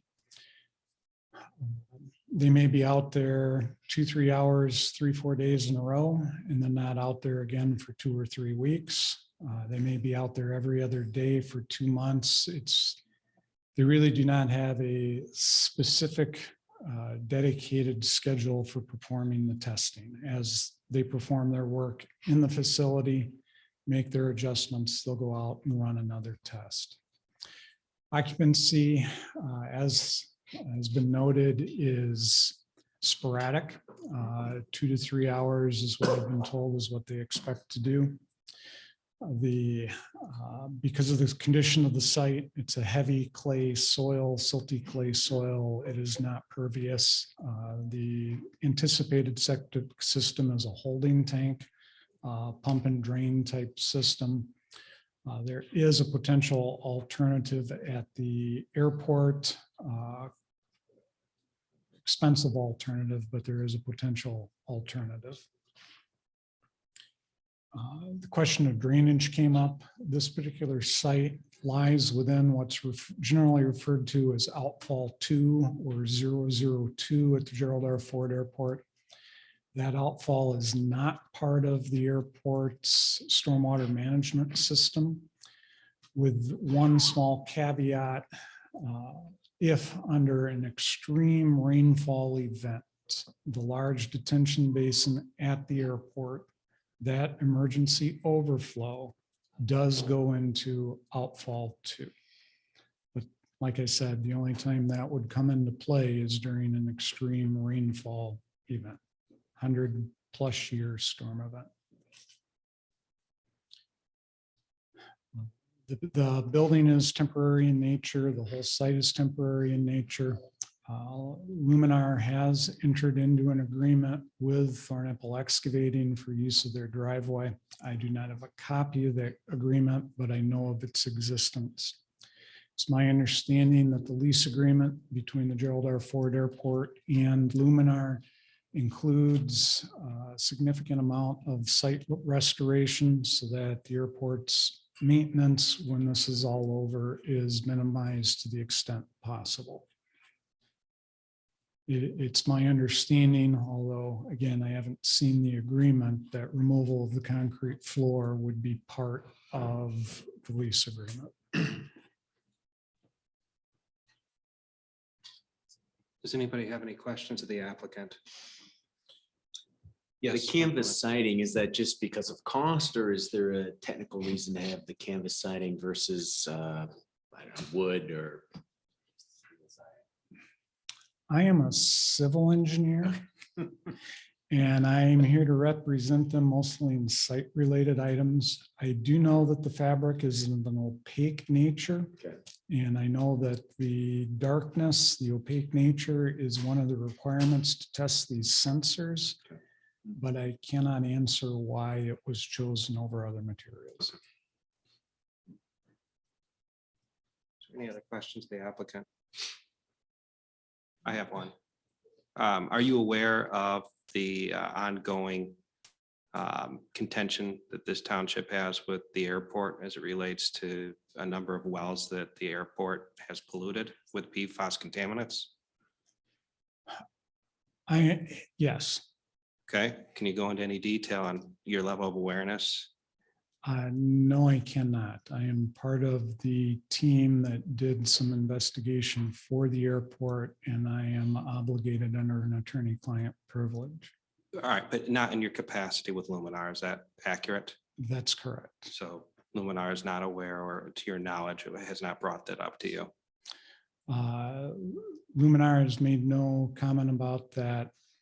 It's our intent at this point to design the site so that soil on what you referred to as Site 5 is moved around on Site 5, and soil is not brought in from other sources.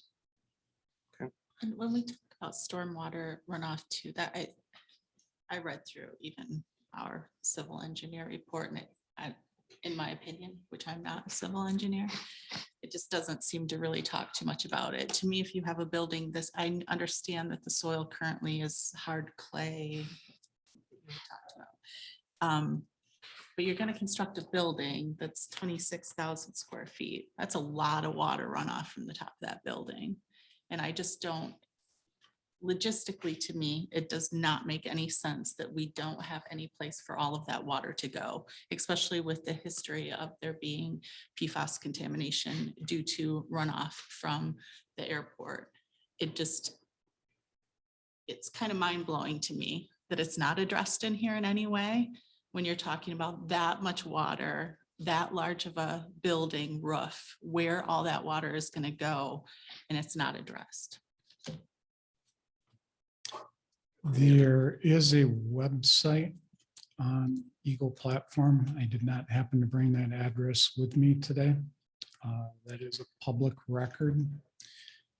On that website, the testing that the airport has done, at least the testing that I'm aware of they have done, has been presented to Eagle. The, for lack of a better term, hot spots are identified on that website. Yeah. I'll take the PFAS piece out of it. We talk about 800 to 1,000 square foot pole barn structures, and we talk about stormwater runoff and where is it going to go? Is it going into your neighbors? Is it not going into your neighbors? And we're talking now about a 26,000 square foot structure, and it doesn't seem to be addressed. To me, that is a lot.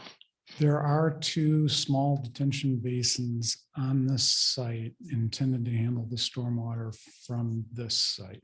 Okay, but I still don't see anything. All you have talked about to us is the 100-year floodplain thing where, it's not, to me, we're putting a structure in place that's going to have a roof with no ground to absorb any of that water. And I don't know. That's my piece to it. It just doesn't seem to make any sense. Member Rissy. There's probably not very many people in this room that know what outfall 002 is. But I happen to. And that is the logical downhill flow of the water from that site now currently. Am I incorrect? Okay. That's correct. All right, that's what I assumed. So that is essentially the, just to kind of bring you guys up to speed, that would be a bayou or creek that is underneath, if you will, the M6 eastbound exit on the 96, kind of the interchange there. There's a creek comes into the river, right where the river makes its curve. And that's essentially where 002 is. So there's kind of a natural stream, if you will, that goes under the highway to that area. But I guess my concern is I am concerned about the stormwater just because we seem to be having a challenge with this neighbor related to stormwater. And maybe I should have listed myself as a conflict of interest on this one. I don't know, but I would. This is a tough one because you are getting rid of, even though it's hard clay, you're getting rid of some permeable surface. And I know that Planner Hillbrand said that maybe there might be some reconfiguring of the detention area to appease the airport from having open open water? I'm assuming you track waterfall. I guess I would be curious as to what that final negotiation looked like. The basins as they're currently designed are intended to drain within 24 to 48 hours, which complies with Federal Aviation Administration guidelines. Okay. Even the other outfall is designed and according to those same principles. Right. Okay. Yeah, I guess I just want to note on the stormwater side, those detention basins are sized to hold the runoff, added runoff from the impervious surfaces. So they are intended to hold that runoff and then infiltrate after 24 hours. You know, if we get 100-year storm event, that's where things might change, but. Right. Because those are sized to hold any increased runoff from the site. Sure. But that basin's going to drain, as you just said, and then it's going to drain into the creek and bring. Well, or it will infiltrate into the ground after 24 hours to Okay. 48 hours. And just don't like what it brings along with it when it heads to the river. I would rather find a way to improve the situation than, make it worse. Any other questions, to the applicant? Thank you. Thank you. You're welcome. Thank you for your time. I'd like to have some discussion and I'll start. Sorry, I'm going to be a little long-winded here. So I serve on the Township's PFAS Advisory Committee. And so let me provide some facts. Eagle has found that the airport did pollute our wells for over 400 residents in this township. I'll give you some more facts that the township has made a determination to fund replacing those with city hookup. Today, this township that we serve is paying for water to be delivered to those homes. Further, we're paying for temporary filters for those homes until we can connect them. And there's multiple phases.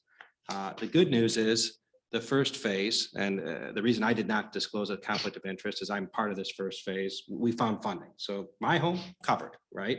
But the second phase, we intend to do what's called a system-wide funding where the city of Grand Rapids will provide funding by lending the money. And then within a year, we have to start making payments. We do that by raising everybody in the township's water bill. So everybody that is connected to the city of Grand Rapids that lives within Cascade has a potential to pay for this. Now, Eagle found the airport to be at fault for causing this problem, and the airport refuses to have conversations with this township to the point that we have had to hire and retain the same attorney that the good people of Plainfield Township had to retain to go after Wolverine and hold them accountable. So these are all facts. This airport refuses to take any form of accountability for the damage that they have caused to our township and to our residents. And yeah, I'm pissed off because I am a homeowner that's involved in it, and that, my children were drinking that water, but I've been covered, right? There are others, all of us will now pay for this because we cannot get this airport to respond. And so I will tell you, we have an opportunity here where the landlord is in fact the airport. And I think we have an opportunity, if we choose, to make one of the requirements of this building, if we do in fact choose to have them build it, that the airport make it right with the township and enter into an agreement that is acceptable by our board of trustees to remedy the damage that they have caused. So I'll leave it there, but that is absolutely the fact. I would encourage anybody who is interested in more information. The PFAS advisory meetings, we had one last week, led by our supervisor, are all public information. The minutes, the video, all of it is captured. And you can find out a lot more information on what's there. So I would strongly encourage that this planning commission, if we choose to adopt and approve this, that we include a requirement that the airport make a agreement with our township to remedy the PFAS pollution that they have caused. Member Rowland and Member Rissy. I'm very pro-business, right? My concern is that as it was stated earlier, this temporary business, right? Cascade is not a temporary place. And my concern is that if we approve this temporary business, whether we want to or not, we are setting a precedent. Right? And although this business may be fine as a temporary business, what's the next one may not be. And so I have, as a citizen and as a member of the board, I have a concern about that. And then that's not a shot at you or anything. It concerns me. I mean, either you're invested in Cascade or you're not. And the temporary business does not send the message to me that you're invested in Cascade. So it's. I agree with what you're saying. And in addition to that, this is out by the airport. It's still Cascade Township. I mean, what if this was, downtown Cascade somewhere, a temporary canvas building? I mean, how can you go to say no to one if we are setting a precedent to start to say yes to another? And this isn't a 60, 90 days while we're building a building. This is 3 to 5 years. That is a long, long time. And I know to me, it's going to be an eyesore just by the sounds of it. And, I'm upset about the PFAS thing as well. And I think that needs to be addressed, but I think there's many facets to this that I have issues with. Member Rissy. You're reciting some facts, and it is a fact that the state of Michigan has, Eagle has also indicated that the PFAS pollution in the Thorn Apple River exceeds cleanup criteria. And we all have, I think, stood at Tessel Park and seen the school bus size mounds of white foam below the Cascade Dam. While all of that is clearly not the responsibility of the airport, a portion of it certainly is. And so that is why I'm somewhat critical of additional runoff into the river, because I know that there is potentially polluted soil in that area, and I don't want that to add to that. I am, however, usually intrigued by businesses that want to move into our area and grow. But this one's difficult because, frankly, it's difficult because the owner of the property has been a challenging neighbor. And my concern here is there and I'm not an attorney, but are we looking at two different, we're upset with the owner of the property, but the applicant, obviously, is it, I guess I want to make sure that we have that we're being fair here, I guess is what I'm saying. And while I am certainly not, I don't feel a desire to extend a lot of extra goodwill towards the owner of the property. I certainly want to be fair with the applicant. I guess I do just want to quick echo Scott's comments and make sure we're evaluating this site and the requirements for site plan approval of this site, and giving specific reasons either way. I appreciate that, but the airport also does not come before this committee because of the zoning that it has. So we have limited availability to talk to the, so Joe, go ahead. Yeah, I have just slightly contrarian view. As a resident of Cascade, I'm more than irritated with what the airport has done to us, for sure. But I think we need to separate that piece from maybe the bigger picture of encouraging legitimate industry coming to our community and providing jobs for our local folks and all the other benefits. I see them as somewhat related, but really different issues. I don't want the messaging out there to be the planning commission and the community is so upset with the airport that they're letting good business opportunities go somewhere else. I don't think that should be our message. I think we have to be careful with that. Yeah, but Joe, do you really think this is, I mean, a couple of guys coming in here a couple times a week. I mean, it's not like they're really bringing business to Cascade. It's not like it's creating jobs. I get what you're saying and I agree with it, but I feel more like it's not really, it's a land rental. Well, and I don't disagree with that, but if the next guy that this land doesn't get used by these folks, somebody comes in and wants to put up a brick and mortar building. Yeah. But it's also airport property. They want to lease it. Are we going to run into a philosophical or political issue with that because of the feelings that the planning commission has about the airport?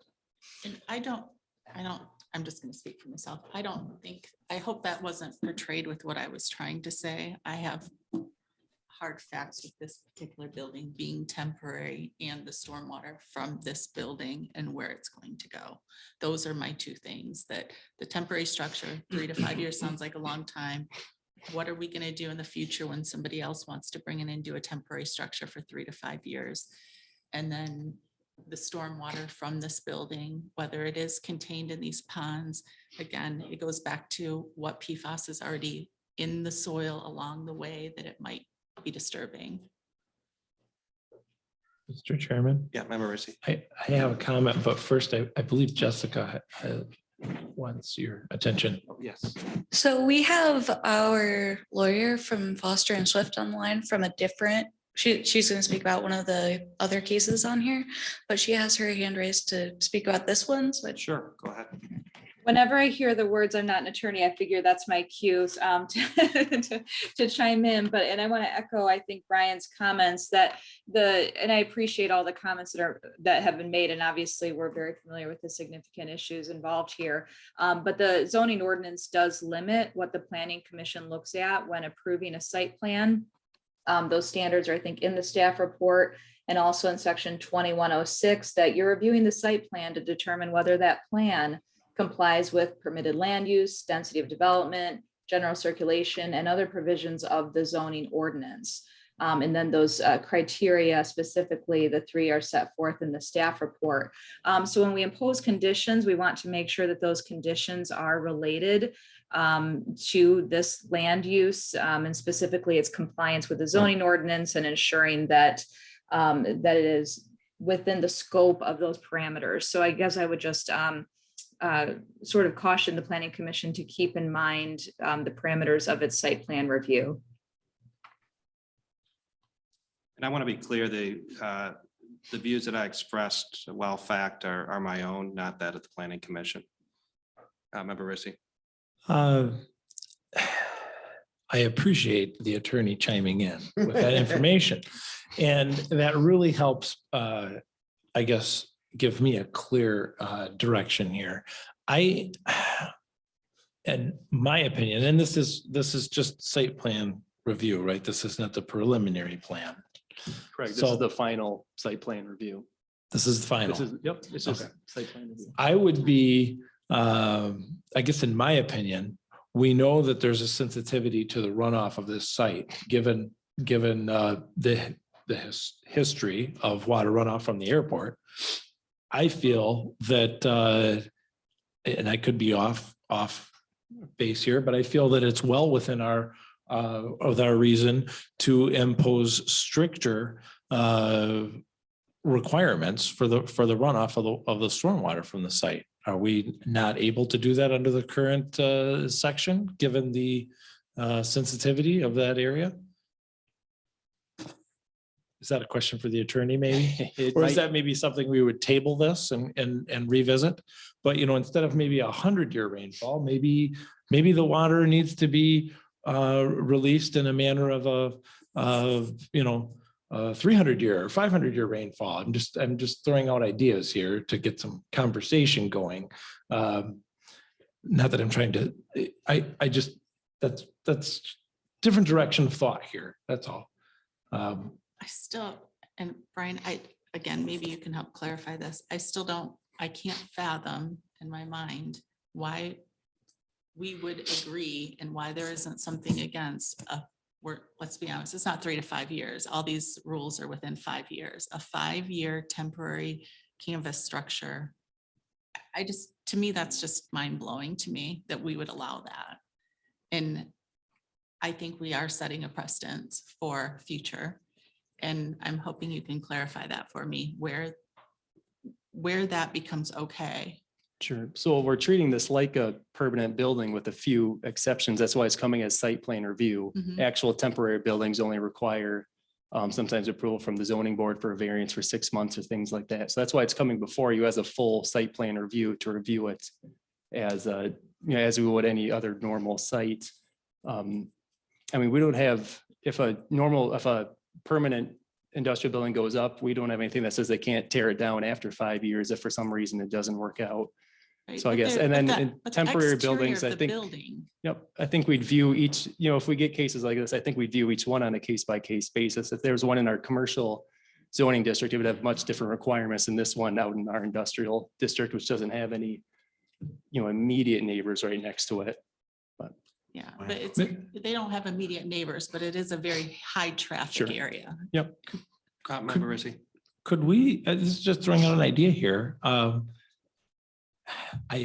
I would assume the company providing the materials has pictures of completed buildings. Right, because that's something that was kind of odd in here too, that we usually have some sort of rendering of some sort Sure. to give us an idea of what it's going to look like. And my mind is going to the ugliest flappy Well, plastic structure that there can be. And I guess We one had this thing, conversation related to restaurants and their temporary structures just a few months ago, and this does kind of, you know, remind me of that conversation. Right. And I do think some sort of rendering of some sort would help. And then the stormwater issue. I think those two things for a temporary building, and I don't personally think we're going outside of our jurisdiction as the planning commission talking about those two things. To me, those are the two main pieces. I think you have addressed the issue afterwards. So 5 years has happened, cleaning up the site, doing those things. I think all that piece is addressed in here. The problem I have is it looking like a temporary building, like, you know, our COVID structures we allowed businesses in town to have that they could only have for a few months.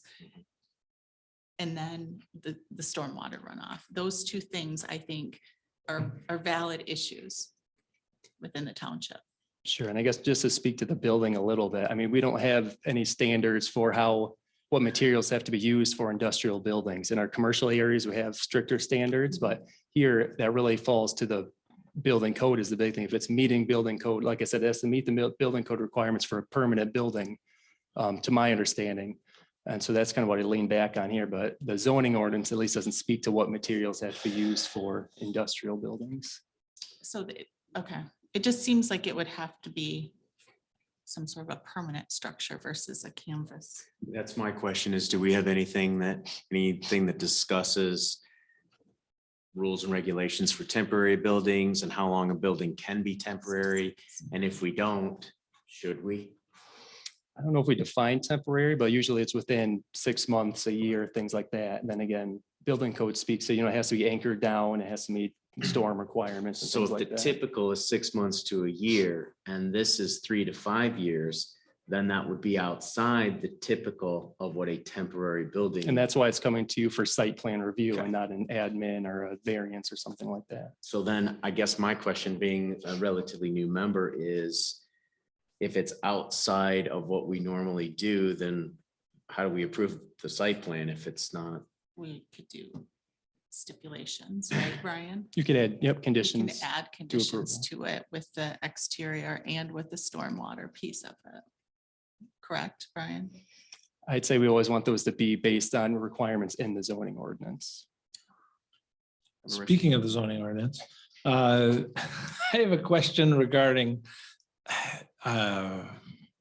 your document here talking about, I think it's page 59 in the packet, stormwater and drainage. It specifically states amended by ordinance 2 of 2008. Did we not just have a new stormwater plan put in place, or is that not yet official? That's not yet official. It Okay, hasn't been approved by the township board yet. now. So the attorney's recommendation was until that is approved, we review plans based on our existing stormwater ordinance. Okay, so I guess my question is though but there's another project that's being discussed, and my understanding is that they're following the conditions of the future plan, but this one doesn't have to? Which one was that? The fire department. And that was a township decision to make sure that one will meet the new ordinance. Okay. Since it's our property and project. Okay. Oh, I see. All right.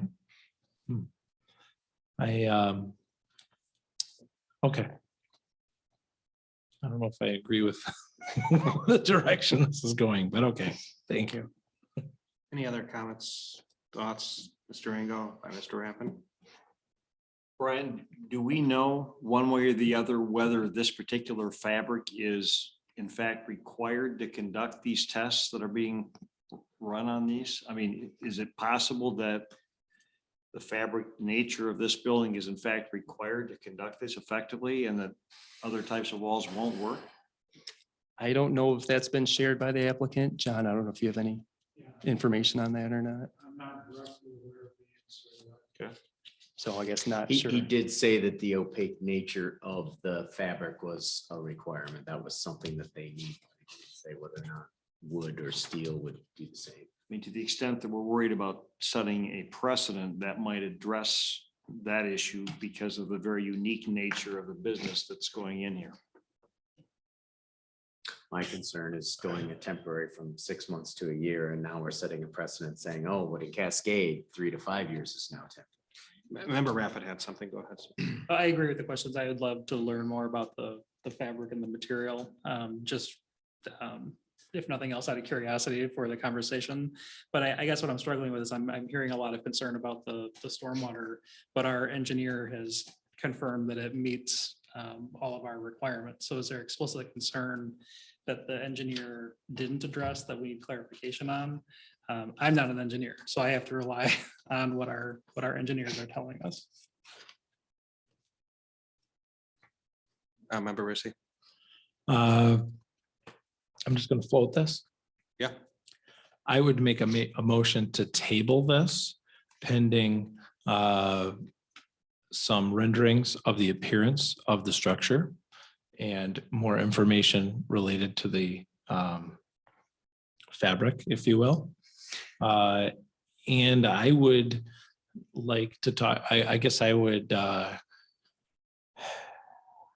also question if the stormwater management, if we were to request something a little stricter, if that's within our ability to do that at this point, or if that would require us to, if we can't under the current ordinance. I hear support. Support. Support. It was made by member Rissy, motion made to table, support from member Korsnich. Brian, can you call the roll, please? You like a roll, or I think just. I would. Thank you. Member Rowland, Agree. member Reese, Aye. member Moxley, Aye. member Nordike, Abstain. member Deering, Aye. member Rappin. Aye. Member Korsnich, Aye. member Engel. Aye.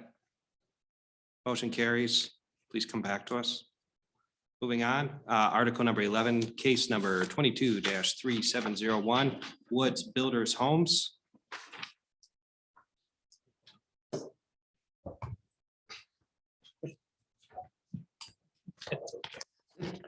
Nobody will. You could have sent any letter and they would have known.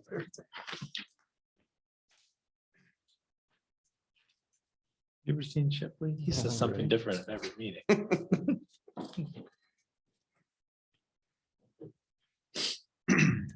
So here the applicant is requesting a basic plan review for a proposed 24-unit apartment complex. This would be amending the PUD to allow for that. The site was rezoned to PUD in 1998 to permit an adult assisted living facility campus. It was amended in 2002 to allow for office uses south of Charlevoix Drive, and then that was removed from the PUD in 2004. There's currently 3 properties remaining in this PUD. One has an assisted living facility on it, which is the central parcel. This is the west and it's vacant. And there's also a parcel to the east, which is also vacant. So any other use besides assisted living requires the PUD amendment to it. So the property is master planned as community residential. That designation allows for multifamily developments and residential density of 4 to 6 units per acre. They're proposing 24 units on 4 acres. So that'd be 6 units per acre, just falling into that requirement. So the size of each apartment is approximately a little over 1,500 square feet that's being proposed. So in terms of just residential to residential, we don't have specific landscape buffer requirements for uses. There is language in the zoning ordinance that allows the planning commission to view PUDs as a most similar use. So typically we do see landscaping included. The residential development that went into the west of here back in 2013 did include a robust landscape plan. So we'd expect to see some landscaping included. There is a large amount of trees along the northern property line, which the applicant could include in there, but they should show that on the plans. So the developer does propose to use the existing private street, which is Charlevoix Woods Court. That was developed when the assisted living project went in the late 90s. And there was initial plans, as I mentioned, for offices to the south. Those have now been removed. There would seem to be capacity there on the street. The applicant has mentioned there is some question on access through the Walmart parcel. Walmart's directly to the southwest of this. So there's some question of if an easement was granted when Walmart went in, if that was forgotten or should be in. So their attorney should be reaching out to me. That's something that we'll obviously want to resolve before giving final approval. So they do have a private road system within the development, meeting our condition of 2 access points when they're over 19 units. So they will need to indicate on the plans that the private road meets our design standards, and any street name does need to be approved by the road commission for there. So we'd expect the buildings to at least meet the setbacks from the underlying zoning district, which is office, which would be 30-foot front yard, 25-foot side yard, and 50-foot rear yard. Any raised deck should also be included out of that site setback areas. So it appears that they do meet most of that, except I believe just the corner of one is within that front yard setbacks. We'd want to see that moved. The development's proposed to be served by public sewer and water, so we'll have to coordinate that with the township engineer and the city of Grand Rapids for connections onto there. And of course, we'll have to include more stormwater information as we progress through the approval process, and that'll have to be approved by the engineer. The applicant has not indicated any location of any light poles in the development at this time or any sidewalks. Those are things we both typically look for in residential areas. This one, the sidewalks here, it wouldn't connect to anything. There's none along Charlevoix Woods Court. So it'd be worth looking at if we want to require them or not. Again, it might just be internal, or in this site, it might not make sense to have them. So the one other thing, the planning commission can require that a traffic study be provided if desired. As I mentioned before, their office uses that were proposed on the south side are no longer there. They've been used for essentially kind of storage parking spaces for the car dealerships on the south there. So it doesn't seem like there would be an overuse of traffic on the site. So I don't see one as necessary, but that's another discussion that we can have tonight. So again, this is the basic plan review. So this time it's really kind of a high level view, and we time to ask the applicant if there's additional information we want to see before they move to the preliminary plan review, at which point we'd kind of do the formal site plan and set a public hearing as well. And then in the staff report there, I mentioned a number of things that we'll want to see before that development plan review. And the ones I've mentioned previously, such as private road standards, landscaping plans, full civil set plans, and review from engineer, fire department, and other groups like that. Excellent. Any questions for Brian? Awesome. Is the applicant present? Oh, sorry, go ahead.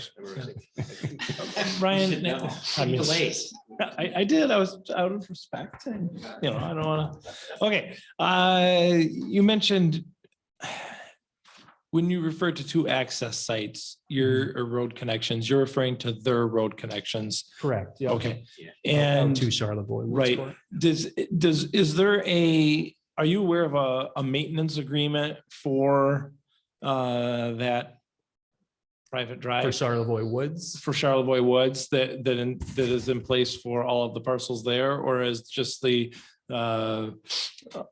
parcel next door responsible for it? Is, you know, it would be, yeah, it would be one or the other. That's probably a good thing to have the applicant show us to make sure that the road's being maintained. I don't know if it would all be the assisted living since they went in first, or if it would be a property by property one. My understanding on some of these in the past is that there's a shared road agreement, you know, Sure. Yep. and it seems to me that we've had a lot of these roads like the one that runs along Walmart and behind Benton and off to Craft. And there's one behind Culver's that it comes to mind where there's not very defined maintenance over who's responsible to, say, fill a pothole. And so I guess I think that's something that's important to get ahead of time, maybe, because after the fact, it tends to be real hard to walk around with a jar and collect money to maintain the road. And I can see that being an issue. And maybe the applicant has some information on that, but I'd also point out that driving by this site today, I have to be careful on my choice of words here. It almost looks like a landfill. And I mean, there's trash all over this property. And anything that happened on this property would probably be an improvement over its current situation. But that's an opinion. It might be a fact too. I don't know. That, I guess my main question is related to the road. That's something we can ask the applicant for. They might be able to speak to it a To the little bit road tonight. too, and I don't know if this is something that'll come up later anyways, but just emergency vehicles as well, like the size of the road. I know there's assisted living back there, but I know when we talked about something before, that was one of the main concerns with the fire department was getting their vehicles in and out of there. And I had heard, I don't know if it's true, that there has been some rumblings with the stuff on the south side behind Culver's and that, because it's Culver's drive-through that you have to cut through to get into those apartments. And if you are a fire truck trying to get in there, sometimes it might not be very easy. And so the same kind of goes for here. You're kind of trying to get around Walmart and I don't know. Yeah, Just a we'll have the question. fire department, review their plan, obviously, but like look at it larger as a whole. For Make sure all they're. emergency vehicles. Yeah. Mhm. Okay, good. I'm just concerned the one curve on it looks like the west side. The Like, back, could you even get a truck in there if? right, that back corner of. Yep. Yeah. I think they do have a way to kind of measure that and make sure it can. So they'll we'll make sure that's part of the next review, And that it can get all the way back there. Do they have a dog park? Not yet, no. not yet. Any potential for a dog park? Just asking. Depends on that retention basin. Yeah. Any other questions for Brian before we bring the applicant on? Just Yes. one more in regards to the drive here do you know if that's a one-way drive? Like you I go in believe one way, it's- you can only go in one way and out the I other believe way? it's two-way since it's 24 Yeah. feet wide. I think that's our minimum for two-way traffic. So that'd be my expectation. We can ask the applicant. Mhm. Thank you. Thank you. The applicant's present. If you can come forward, please, and then name and relationship to the entity.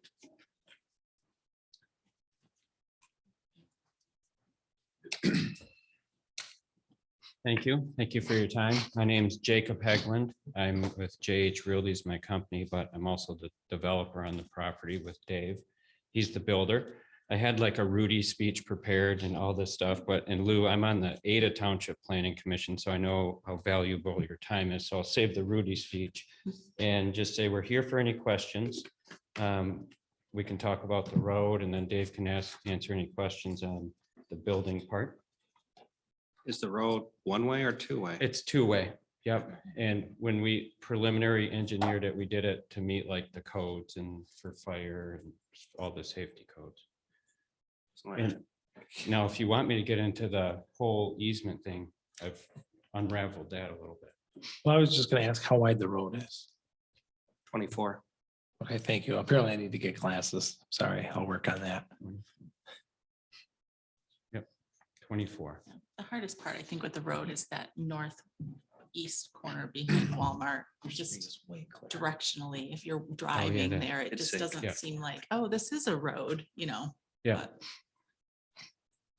What, I'm gonna figure out how to delicately say this.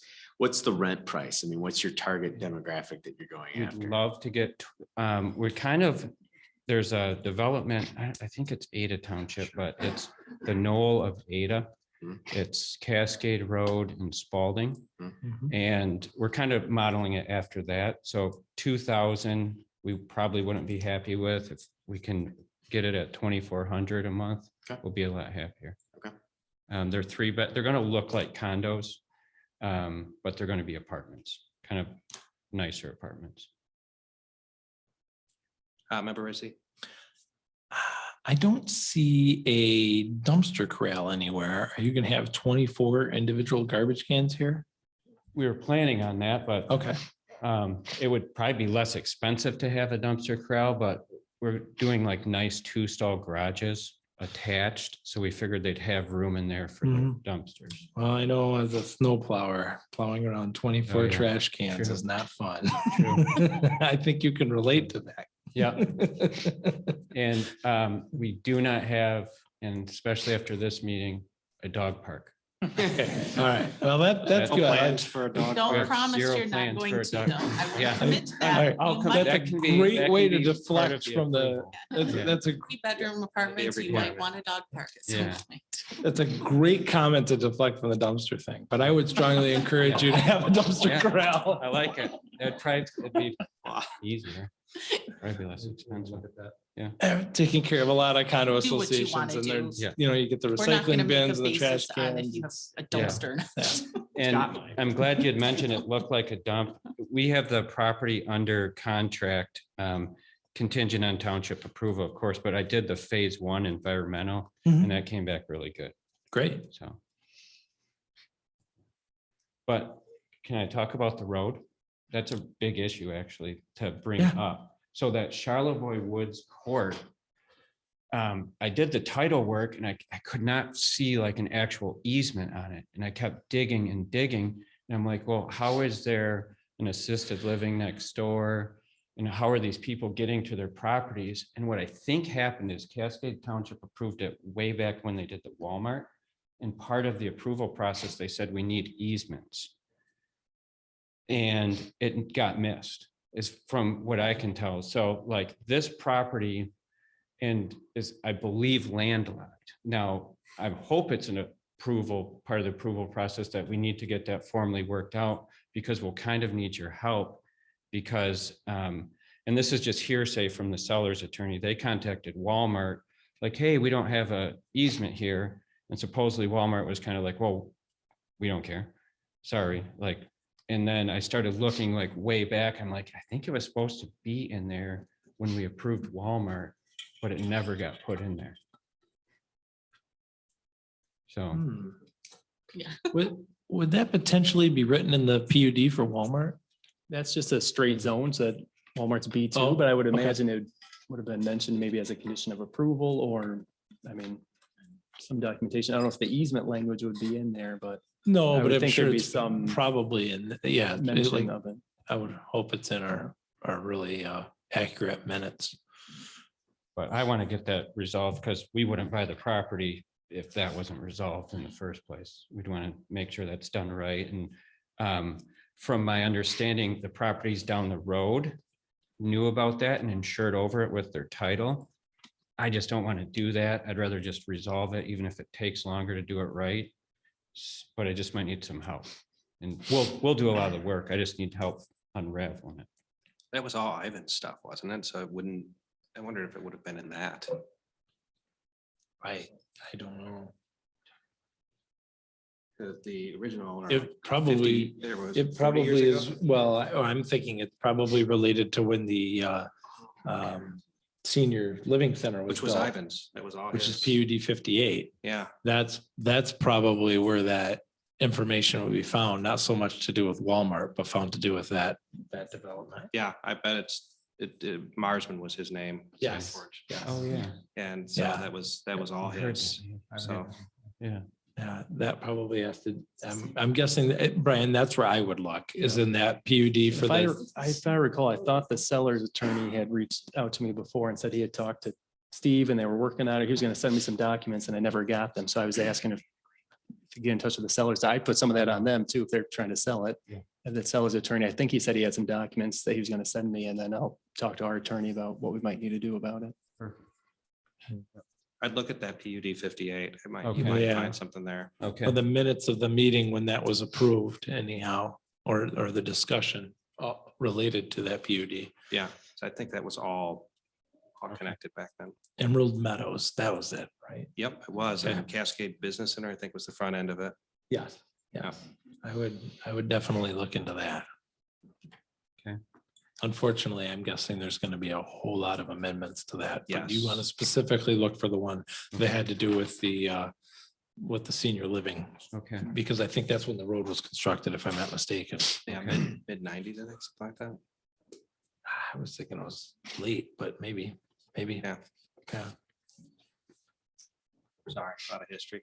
No, it's good. We got to figure it out. Yep. Does anybody else have any questions to the applicant? Well, I think the plan looks decent, and I just, like I said, that when I made the comment that it looks like a landfill, it's just mainly it's plastic Walmart bags littering the landscape. And so, yeah, it's anything that was maintained there on a regular basis, I think is an improvement over where we're at. So Yeah, we'd love to clean it up and make it look nice with nice apartments. The Robinson Dental, we actually did a brownfield on, which is right Mhm. down the road there. Okay. It was an old, a bunch of metal shavings that were pulled up. So, Wow. yeah. That, I think yours is the last, right, on that stretch of road? Yeah, there's like at the end of it, I There's a believe parcel. Morris, it's a sold parcel, but I heard they're doing some assisted living there at the end of it. That's how I found out that they insured over that miss.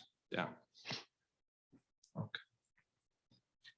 Excellent. I don't think we do anything beyond just give them some guidance. Nothing official, yeah, just if there's any other information you think you'd want to see in the next step here.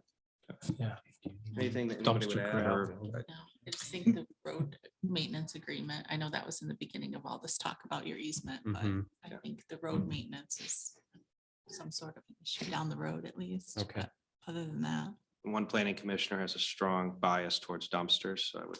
No. That's Wait, I'm cool. gonna. Consider it, but not wait, necessarily no. make that a. I'm all gonna right. stand up just saying the fact that they do look like condos. I think Yeah. individual garbage cans sounded much better. but Yeah, I don't plow, so. we'll do either one. Professionals, right? We'll do either one. 50 trash cans out there, and it just doesn't look great. You know, they're blowing around in the wind. And They put them in their garage. I'll give you some That's what I addresses of some places you can drive by, because the problem is they don't end up at the garage. They don't have enough space.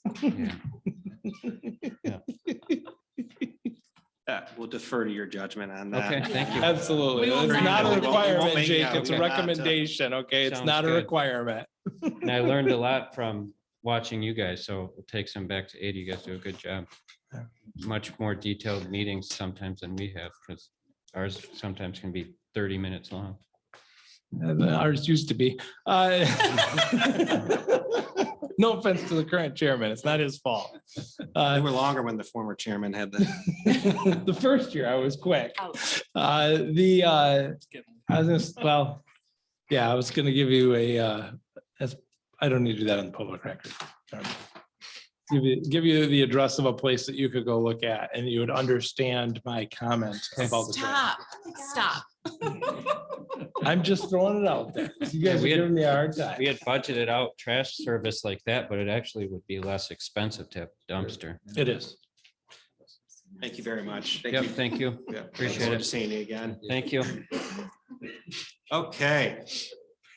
Thank you, everybody, for sticking around as long as you have. Again, the public participation is such an important part of what we do here.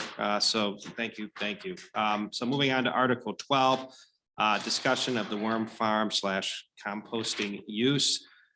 Brian's gonna give a bit of an overview, and then I've got some guardrails for us to stay within. I'll mention after that.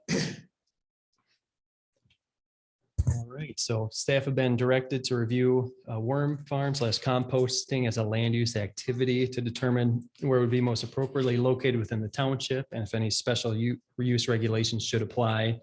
So kind of as a reminder, I'll try to give a brief timeline of how this began and where it's been at. So the township received a complaint in December of 2021 regarding a worm farm / composting operation off of Whitneyville Ave in our ARC Agricultural Zoning District. So staff asked the township attorney to provide an opinion on the matter. And that opinion was discussed by the planning commission at our first February meeting. So at that time, it was determined that the use should be reviewed further to determine where it might be appropriately located. And shortly after that, the township board had actually also discussed the matter and directed the township attorney to draft and send a cease and desist letter to the property owner. So that letter was sent in mid-March, followed by a second letter a few weeks after, both of which I believe were sent to the planning commission members. So I believe you saw those. The second letter clarified that the property owner should not be accepting any new compostable material while the township considers possible amendments to the zoning ordinance. So then the property owner was also notified about the discussion we'll be having tonight, so that they could provide additional information and speak to what they see their use for the property as well. So kind of the next steps then, so the steps for possible zoning ordinance amendment include a discussion tonight, followed by a drafting of the proposed amendment itself, which would then be brought back to you for review. At that review, we've set a date for a public hearing where you'd recommend possible approval to the township board. So the direction provided to staff during that initial discussion involved viewing the use as possibly being permitted as a special use in either the industrial or agricultural zoning districts were kind of the two that were called out then. So I did include in your packet the sections of the zoning ordinance, which would be most similar at the time or that we currently have, which involves some of the basic manufacturing products in the industrial zoning district, then the special uses of nurseries and greenhouses, which are allowed in the agricultural and farmland preservation district. So I have reached out to planning and zoning staff from all neighboring municipalities as well to determine if they had any formal regulations in place regarding the use. While only one municipality had formal regulations regarding composting, a number of other staff members kind of gave their opinion of where they thought it might be an allowed use in their municipality. So those responses are included in that table there in your staff report. Kind of a quick summary of those. So the one municipality, Boyne Township to the southeast of us, does have a formal regulation for commercial composting as a special use in the ag district. And they attach their special use requirements in the packet there as well. 3 municipalities might, it's a staff opinion, so they might allow it as a by right use in agricultural districts. 2 might allow it as a special use in ag districts, and 1 thought they might allow it as a special use in the industrial zoning district. The property owner has recently provided a project proposal for their proposed operation on Whitneyville, and that was included in your packet for you tonight. And I imagine they'd be able to speak to that some tonight as well. So they describe their operation as a medium composting facility and state that it will meet all state regulations and requirements. So they're here tonight to be able to speak to that, and our township attorney is on Zoom call as well if we have questions for them. So at this time, staff are looking for direction from the planning commission on where this use will be most appropriately located within the township. If there are any specific regulations that the planning commission would like to see included in any potential amendments to the zoning ordinance. We're in a unique situation in that the board, so for those of you out there, everybody that you see up here is appointed and then voted in by the Board of Trustees. Traditionally, it starts with us, and then we make a formal recommendation to the board that the board approves and either amends, rejects, or approves. In this situation, we have a unique situation in that this has been taken up by this group, this body, as well as the Board of Trustees who effectively we report to, as well as the citizens of Cascade. So, again, we're reviewing this in totality as well as the individual property owner, but in totality of a township, what guidance do we want to give, where this type of operation should be? So I would caution everybody both to look at it in totality of where it should be in the township, but as well, considering that we have somebody that is already doing it, although they have been sent a cease and desist for additional stuff. So I hope that makes sense, Member Rawlings. Yeah, quick question, Brian. Did they cease and desist once the letter was sent? Yeah, to the best of our knowledge, I haven't had any additional complaints or anything beyond that. Okay. Any other questions for Brian? And again, this is a little bit free form, and we need to give him some guidance. If there is a desire by the majority here, we can bring the property owner up and ask questions. Is there? I would like to do that. Okay, I'd like to hear support, just to Support. Okay, and then just a quick hand raise, those who are, okay. So let's bring the property owner. I hate to say, I don't want to use the word applicant, that's really the course of action. So would be very helpful for us to, if you could walk us through your operation, and I know there's a lot of questions on this. Yeah, thank you. So we collect food waste from residents. We bring them to our farm and we mix them with, are you all familiar with the composting process? So we mix this food waste with wood chips. And then we monitor for temperature rise because of the microbial activity in the pile. So this happens for, then the temperature goes up, we measure the temperature, we measure the moisture. And then after a 3-week period, we take that material that is partially composted and then we feed it to worms. So that's the composting process. So to tell you a little bit more about our type of operation, it's a lot different than a conventional composting operation. Number one, because of our size. We're extremely small compared to a conventional operation. Conventional operations usually don't use worms, and they focus more on volume. Okay, let's compost, quick volume reduction. My company is more about making quality soil, taking our time, working with worms, working with all the microbes that we can find in our environment. So the process takes about a year. It's like there is a period of curing, like the same way you make wine, you let that compost sit for a few months. So yeah, so for the site, I understand the process was a little bit not clear for us, so I tried to do the best. I approached the township before buying the property, not to run into this issue.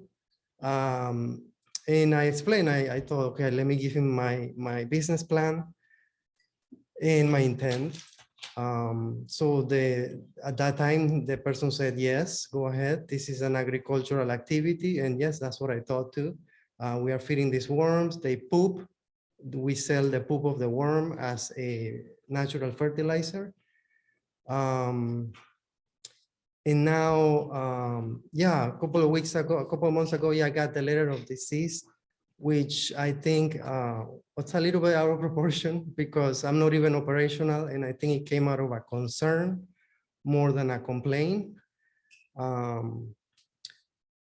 So, yeah, what else to tell you? Yeah, most farms in the area actually compost. And I can say that some of the ones that I know compost higher volumes than I am targeting to process. In fact, one of the stables that I pick up some of the material from, they compost 5,000 cubic yards of manure. We are only targeting 1,000 cubic yards of food waste. So yeah, and so for this site, we are planning to, we work in conjunction with nature.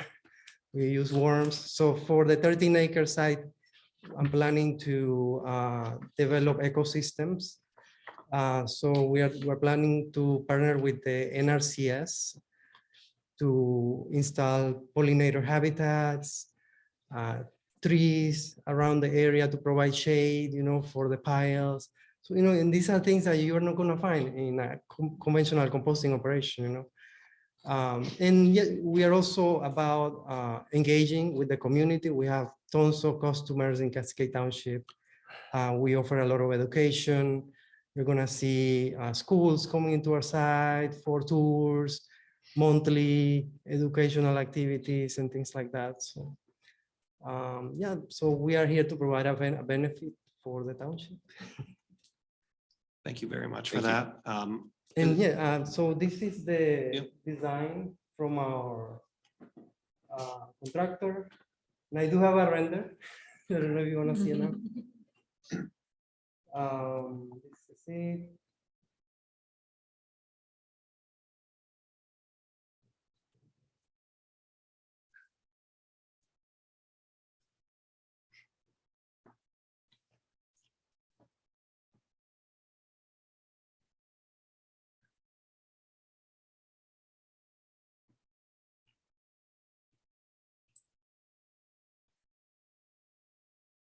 So right now that whole plot is bare because it has been farmed for many years. So we are talking about, regenerating most of the space, We are only using 60%, 16% of that property space for composting. The rest of the space is just gonna be a pond, trees, orchards. What was the total acreage again? 13. And that's where you were talking about 2 point something acres. Is that the Two, that's the two small- acres will be the space where we're gonna have these. The actual, yeah. This base that we use for composting. Yeah. So the composting area will be basically here in black. And that's the first step where we receive the food waste, we mix it. And like we said, it's hot composting, starts cooking. And then after that step, it goes into rows, into this brown area with the worms. Can you finish the process? And then what happens? And then after 6 months with worms, the material is sifted with trommel. And then we separate any large chunks of wood chips from the poops of the worm. And we separate the worms as well. And can you pass me the sample so I can see? So then you end up with this sandy type of soil. I've bought it before, Oh, so I there you go. understand what it is at the end. I'm just wondering, I guess my question is, and I think this goes to us deciding on a recommendation is, there's the worm composting itself part of it, but then there's the pre-section of it. There's the pre-section of getting the waste in, possibly having to sort the waste if it is not true food scraps or whatever that can be composted. So there's like 3 different steps here. There's that piece, there's the actual worm composting, which is multiple phases. And then there's the end part of sifting out the end product, separating that again from what is good and what is bad, and then packaging it to be sold. So I think that's my question. And when we talk about something to present to the board, I think we need to think about these things, that there's really multiple phases within this process, whether it's something we want to recommend that all 3 of those processes come to, in an agricultural zoning or not, because we're really looking at 3 different things, like I said, the bringing in of the waste, the separating the waste to make sure that it is pure product that can be given to the worms to compost, the actual farming piece of it. And I think that is the farming piece where the worms are doing their work, and it's a different, all the phases of that piece of the process. But then there's the end process too, where those things do need to be separated out, packaged for sale. And that, to me, that's the question when we're looking at what we're going to be recommending to the board or what we want in Cascade is, that's a lot of stuff. People don't grow corn and then most of them don't bag it, sift it and bag it and sell it on their property. They're growing the corn in an agriculture place, and somebody's coming in with a big truck and it's being loaded off and taken somewhere else for that piece. So it's just something for everyone to think about when we're talking about what we want to do and what we want to recommend, that there are multiple pieces to this. Yeah, and so you understand a little bit more also. So our target customer for both of these services, we offer the service of composting for you, your food waste. We bring it to our farm, we transform it. So then the finished product is sold also. Our purpose is to, put this soil back to work locally. So we target the local customer. And again, we are not a huge operation, so we are not really targeting farmers. So it's all these people that have gardens, a home. So you will see people looking for a product. I have a lot of customers in Cascade who, yeah, most of them are not gonna come to our property to pick up because they probably need a pickup truck. So we deliver. So we have a lot of deliveries and things like that. So yes, most of this product goes out quickly. So that's the piece that. Right. I just, you know, I just think there is separate pieces. Because again, when we're talking about the food waste, I think, you know, that's one of the big concerns that I have is that people are paying you to take their food waste. You know, to me, I think of that as being something like a waste refuse company. And then that product has to come to you and it has to be sorted in some way before it can be put in the next step. And so I think we need to look at each process, you know, where we want to either say this is something that can be done agriculture, or even when we're looking at industrial, when we talk about the maybe end product of the sorting and packaging, you know, that's one piece. I mean, like you said, there's another piece where it's just put in a truck and it's delivered, but then there is another section of where it is packaged and sold and maybe shipped someplace. You know, I mean, those are all, to me, clearly different parts of the business. And I just think that it's something to think about. Yeah, we are not a landfill. So our type of material is non-hazardous. Right, but people are paying you for you to take their food scraps. And after you take them, you have to sort them in some way before they are given to the worms. And so yeah, we we certainly do that. Yeah, we provide our customers with a guide on what to put in those buckets that we give them. So yeah, we also go the extra length and we remind them every week of what they have to put in those buckets. Right. I mean, we all know how people recycle. Yeah. Everybody's idea is to do the best intention, but we hear how horrible of a job it is. And I'm sure Definitely. it's the same with your business. But go ahead, Mr. Scott. Member Rissy. Brian, just a quick question for you, and then I'll ask the applicant. Did any of the neighbors receive notice that this would be on tonight? So we've only heard a complaint from one neighbor, so Okay. I notified that neighbor that we'd be having this night. He said he wasn't sure he'd be able to make it. Okay, so there's just one neighbor that has complained I've heard that you're from. aware of. Okay, all right. Sir, first off, I have to commend you. I've been on the planning commission for some time and no one has ever passed around a bag of poop to try and win our support. So I have to tell you that that's great. I really like that. Okay. And it was actually pretty clean too. So I think my main question for you is you're aware of the complaints from your neighbor, are you not? It was brought to my attention. I wish I knew who he was, because again, I believe it is more of a concern. I guess my question for you was I'd like to understand with this plan what you think you have incorporated to resolve the neighbor's concerns specifically. Yeah, I wish he was here because I think this would have helped. You know, Are we talking about his plan in general? Are we discussing what our recommendations are for the board? So yeah, let me be. I'm sorry, because yeah, I just, he's before not- we go down a rabbit hole of something, my understanding was that he's here to talk about the business and to educate us all on this.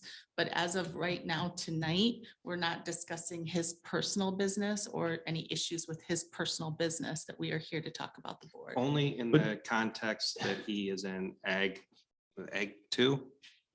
ARC. ARC. ARC. He's an ARC, so he's providing us context if we were to make a recommendation that it go to ARC. So he is Sure. not the applicant. I'd be cautious on. Right. Okay, I won't use the term applicant. Well, then, I'd be but- beyond that. like- But my question, I think, is still relevant in the sense is I'd like to know what this drawing that he has, what he is specifically,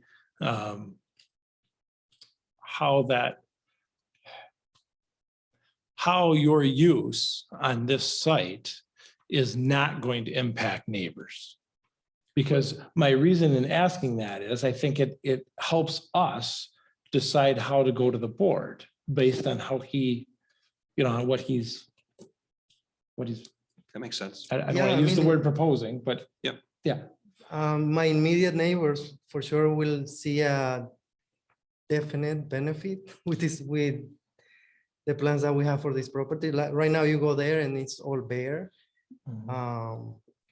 Yeah, So and that's where I what- think it's hard for us to, because looking at your proposal, again, he's talking about using 12% of his land and Yeah, I and mean, planting all these trees. I mean, that is, a wonderful use of that property. But I think when we're talking about something for the board, maybe we talk about like the buffer trees or something like that he's looking at. But I think that it's hard because what you're doing is really you have all this acreage, but you're only currently looking at a small portion. for composting. Yeah. We have a comment from the attorney. Go ahead. We actually have a comment from the attorney of Mr. Chen. You okay with me allowing him to speak? I'm fine with that. What's that? You have a question? We can wait, but I have a Yeah. question. Yep, understood. Go ahead. Good evening. Can you hear me? We can. Okay, excuse me. My name's Arthur Siegel. I'm Mr. Chen's legal counsel. And I believe there were a couple of things that were said tonight. I just want to sort of reemphasize. You are absolutely correct that we're not asking you today to approve a specific site plan or zoning variance. I believe after speaking with, it wasn't Ms. Genovich, it was somebody else from Foster Swift, Michael Hormier, I believe, who he and I spoke, and we both sort of found ourselves in an interesting conundrum, which is we all agree this is a legal use and that your master plan and zoning ordinance don't specifically address it. And I think that and hopefully Ms. Genovich agrees, that what we're really asking for you to do is to give direction to your staff on how you would want a modification or amendment to your zoning ordinance crafted to address this kind of use. Certainly, Mr. Chen's proposed operation, we think is a sort of a platinum standard. And our view is that you can sort of look to his drawing as well as his plan that he provided to help you sort of frame what you would view as an acceptable use of property in the township. And certainly our position would be that we think you should include vermicompost, composting using worms, operations clearly within the definition of an agricultural use. And from that point forward, we can talk about what the criteria are. Certainly to answer the question that I think was asked, Mr. Chen has addressed Eagle's current standards, which are found in Michigan law and Michigan regulations. And his design even addresses some draft legislation that is pending in the Michigan legislature that would provide additional standard setbacks and standards for operational use. It does, address all of the components as one of the members was commenting. There's multiple components. This plan actually addresses all of them in a way to isolate them and insulate the neighbors from that usage and from those operations. And we think you're correct. We're not asking you to approve anything vis-a-vis Mr. Chen's operational plans today, although we'd like to do that in the very near future because he'd like to get up and running this summer. But what we're really hoping for is that you will look at his plan as an optimal plan and direct your staff to help craft an amendment to the zoning ordinance that would allow a use like his to seek approval in the very near future. Thank you. Thank you very much. Is a representative still on from Foster Swift? Can we have? I am. All that. Thank you. Yes, thank you. Yes, I agree that the issue before the Planning Commission tonight, as Mr. Siegel said, is to discuss ideas for an amendment to the zoning ordinance to allow this use. So the question, the big picture questions right now are really where, in terms of what district, would this use be allowed? And probably some preliminary conversations about what regulations would look like. Would there be a minimum acreage size? Would this be an activity that can be done outdoors, or would it need to be in an enclosed building? Should there be buffering? Should there be screening? But I think location is probably a central issue. Again, thinking about the land use, not just Mr. Chen's proposed business, but anyone else conducting a similar business activity. Where does that fit in the township, taking into account potential impacts on adjacent uses? Thank you. Member Rappin has a question. Yep, so in that regard, my questions really are educational, I think, on the upfront process. I'm curious the volume of material that has to come in to start the process and what condition it is in. Like, what percentage of the material you're bringing in is waste that shouldn't have been brought to you, that you have to discard, versus what ends up in the process?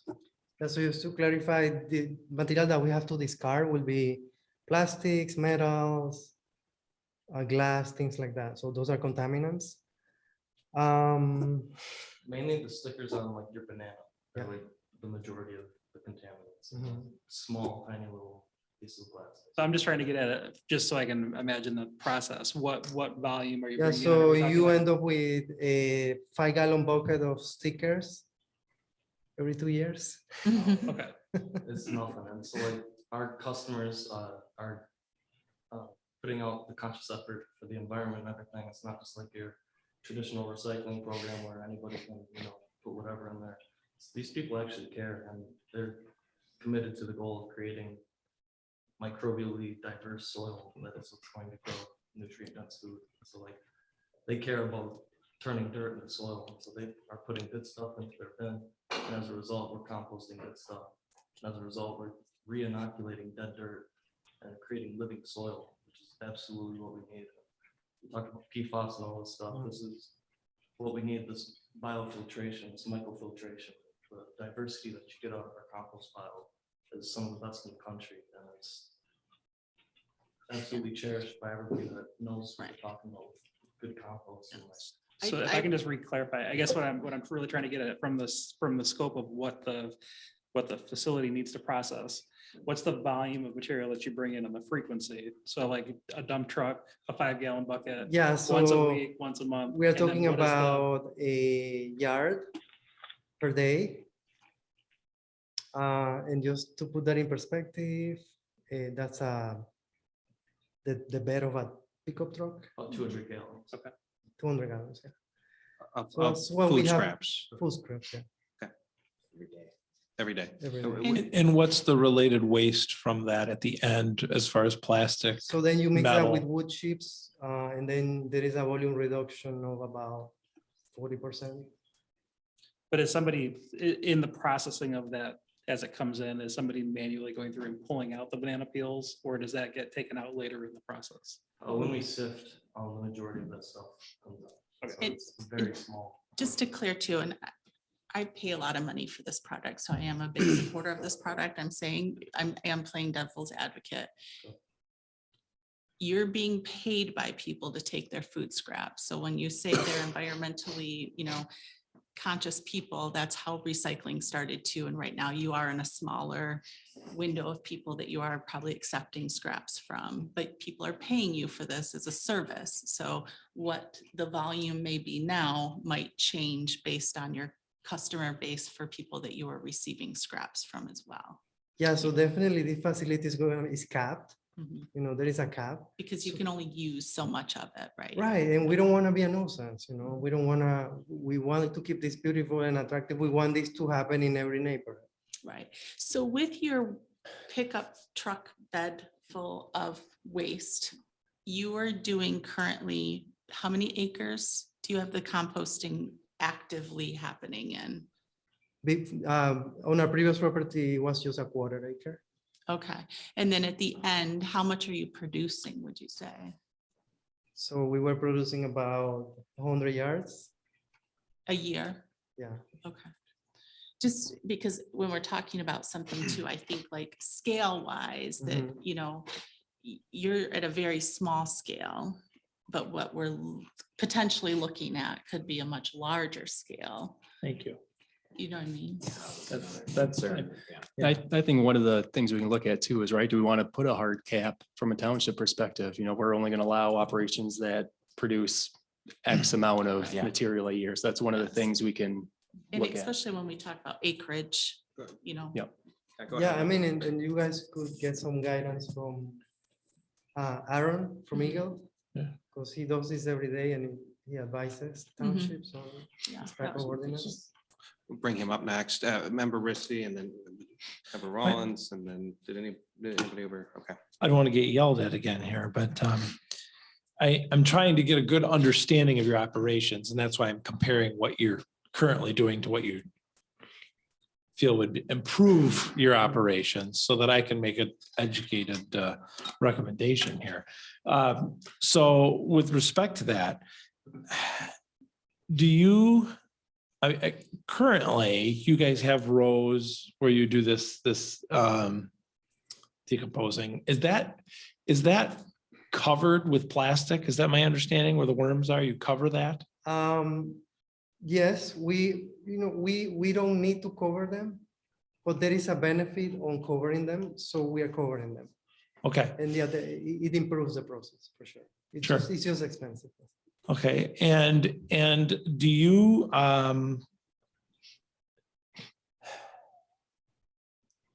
is the process of this decomposition, if it's, let's say it's uncovered or covered, whatever, is this a very offensive odor from this process at all? There's no offensive odors. I mean, I didn't notice any offensive odor when I took a whiff of the bag, but that's just, okay, so I mean, there is a risk, of course, but we have been doing this for 5 years now. And I mean, we have so many controls to diminish that risk.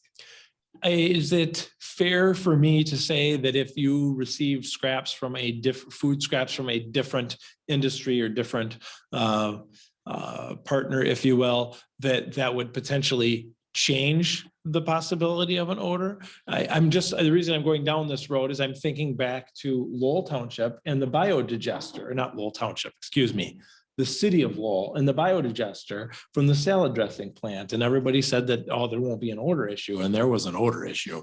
So I'm thinking, well, maybe that had to do with the particular flavor of salad dressing that they were digesting that day. But so with respect to your situation, if you're decomposing banana peels, probably doesn't smell bad at all, but maybe. We are receiving food scraps from different houses, so most of them are going to be fresh usually. Let's say a bucket was left out for 2 months. That's a 5-gallon bucket. The smell is not going to travel anywhere. It's just a small bucket. We don't have large customers that are going to give us a 20-yard dump truck with something that is going to be a huge risk and difficult to handle if it's smelly. So even if you had your dream facility here, I mean, how much volume do you see moving through there as far as in a weekly delivery? I mean, are you still around the 2 yards? Is it 20 yards? There is going to be some material that we know it could be difficult to handle. Like, we love to be able to work with largest amounts of manures or chicken manure, and because it provides a quality for the product, but we know there is a risk, so we're careful. I guess I'm trying to get an understanding on scale, size, if you will, as to how much material you think you would bring into a site this size. I mean, what is... So we are capping these 2,500 cubic yards per year. Okay. And this process is in stages. So at 5-6 months, it means that batch is complete. Then we let it for curing. Okay. All right. Monroe. So first off, thank you for complying with the cease and desist. Thank you. Great job with the material that you sent out. I mean, it answered a lot of questions, and thank you so much for your willingness to work with us. So appreciate that. So I have a couple of quick questions. That was a great video, and just from my personal knowledge, in a perfect scenario, how long would it take to get the land from what it is now to what that video is? So we have the support from the state of Michigan with a grant. So that's a 350,000 investment. So we are dividing the project in phases according to the issuance of the grant. So it will take about, it depends on them. Right, right. So, and this was brought up to them now, the issue with the township. So they added an extra year for the completion of the project. So we are foreseeing a maximum of 4 years. Okay, all right, that's fine. But I wanted to get it done in. Right, sooner, sure, I get it. Yep. Like yesterday. So if you're anticipating 2,500 yards a year, and when that's done, I mean, if you're curing 25, 2,500, do you get 2,500? Is there any loss there? Or is it, if we're curing 2,500, we get 2,500? No, there is always going to be a volume reduction. Okay. Constantly. The more you leave it, the more it just reduces. What's that? What's an anticipated volume reduction on 2,500? So if we start with, there is about 30% of reduction in size. Okay. From the beginning to completion. All right. And at 2,500 yards per year, you guys want to, I mean, it's a business, right? I mean, business wants to grow. I mean, I guess my question is, 2,500 yards grows into 5,000 yards. So now you're using 60% of the land instead of, I mean, is there? Yeah. Help me feel comfortable with that. Yeah, all that is great, but there is a limit to the demand for a type of product. And we are not really looking into going crazy about volume. We are all about quality. So research, we're going to set up a lab in there. So this product is going to be continuously improved. Like, okay, how are we going to continue bringing value? We don't only sell compost, we create soil mixes.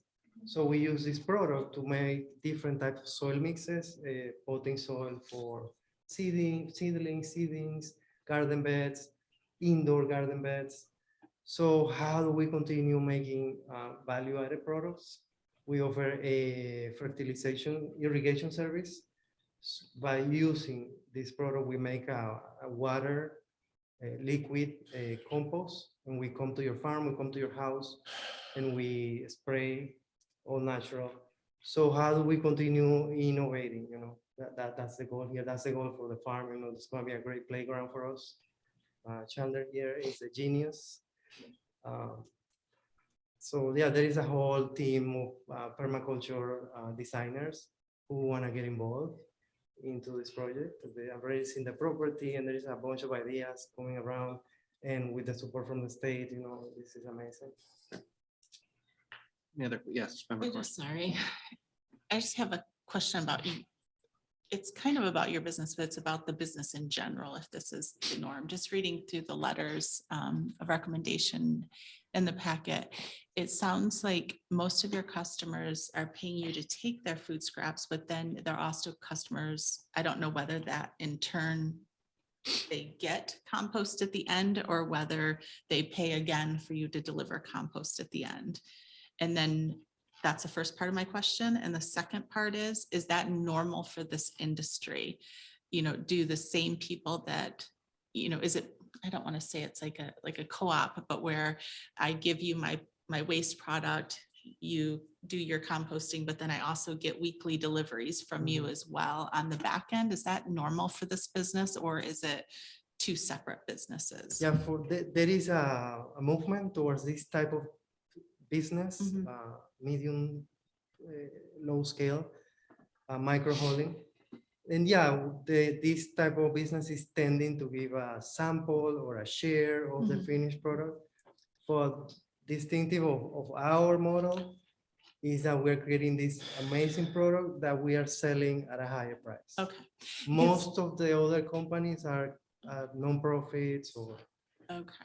And that's what I was wondering, because just reading through it, I'm thinking when we're talking about land use, there could be multiple different ways, even within this industry, that somebody would use land, whether it be as a co-op or, a share of some sort, or an actual company that is doing this and selling it in the end. Just something else to think about. Yeah, member Rissy. Previously, I was really thinking that this was more of an industrial use, but I'm kind of starting to think that there may be room for this in the ARC zoning. First off, I have to tell you, you provided a lot of information, which is very helpful. And the documentation that was included in the packet that came from your company is very, very informational as well. Very well done. I agree. Answered a lot of And questions. yeah. It does. And I think it gives us a good starting point, but I don't And know I that think this when we is. talk about ag versus industrial, I think, and this is just me, my interpretation, the heart of the business is not industrial. The heart of the business is agriculture. And I think that speaks volumes to where this should be located as well. And to speak on that too, there are big composting companies being set up now to service everyone, in this region. So soon we might not be needed, maybe the city is gonna be offering a service that's free or complementary to your garbage. So, but for now, this is serving as an educational bridge. And it goes back to the Cascade, what we want to recommend. Do we want to recommend something like this being a smaller business that is serving more locally? Seems separate to me versus a larger scale operation that maybe is selling nationally or something like that. Something to that in terms of what the input is. Brian, go ahead. Yeah, I just wanted to quick ask one operation question here. So you have kind of some of these open air bays and then the rows and then the hoop house. Can you speak to what parts of the processes will be enclosed? Like what's going on in the hoop house and what's going on in the rows or bays so that maybe aren't fully The enclosed? initial part here in black, that will be the first step. And that is like the base that you see in like landscaping supply companies where you go and pick up your wood chips. They have this base with blocks. Well, that is that, but we are gonna put a covering on it, on each bay. And then second step will be the warm rows in brown. And again, there, we're thinking about covering those rows with tarps because there is a benefit on that. And then third step after worms will be the hoop house for sifting. Is that where the final product is essentially made, is in that hoop house then? Yeah. Sifted and stored probably. Okay. I have one last Yeah, no, go question. ahead. I'm sorry. When it comes to our weather in Michigan, I know you talk about covering certain spots, and I don't know enough about worms apparently. Is this something that has to be covered for them to work or to work in the winter, or can they be it just has to not be frozen, which the composting keeps it warm enough? So our piles are frozen entirely this winter. Okay. There's all everything's gonna be done, but as soon as it thaw out, there's adult worms, baby worms, cocoons, like everybody's fine. Very interesting, but it slows the process, unfortunately. Okay, so if in order to keep the process moving quicker, it would benefit to keep them. Oh, definitely. Yeah, Okay. and this is our first year, like going outside of the greenhouse. and Okay. adding on this property. We built maybe bigger piles, add some more nitrogen. Yeah, to keep them warmer. Okay, that makes sense. I was just. Excellent. Just had two very brief questions. Will anybody be living at the site? I'm sorry? Will anybody be living at the site? Not yet. Okay, no Not problem. decided. And then just very briefly, tell me about the if you think about the persona of the customer that is selling you or paying you to take their food scraps? Is it, what's that look like? Is it a large industrial restaurant or No, is no, it? no, is it's it a- mostly residents. That's what I'm, yeah, I think that's part of the concern, right? Are the dump trucks full of, institutional food scraps showing up, or is it individuals bringing their food scraps? Pretty much every bin has a Trader Joe's bag on it. Yeah. They're putting their. So like the average, what's the average size? 5 gallon. So it's a 5 gallon. I think that's important. And there was, a couple of the letters of recommendation kind of talked about that they have a 5-gallon bucket on their front porch or on their porch. Yeah. And that it's exchanged after so much, but.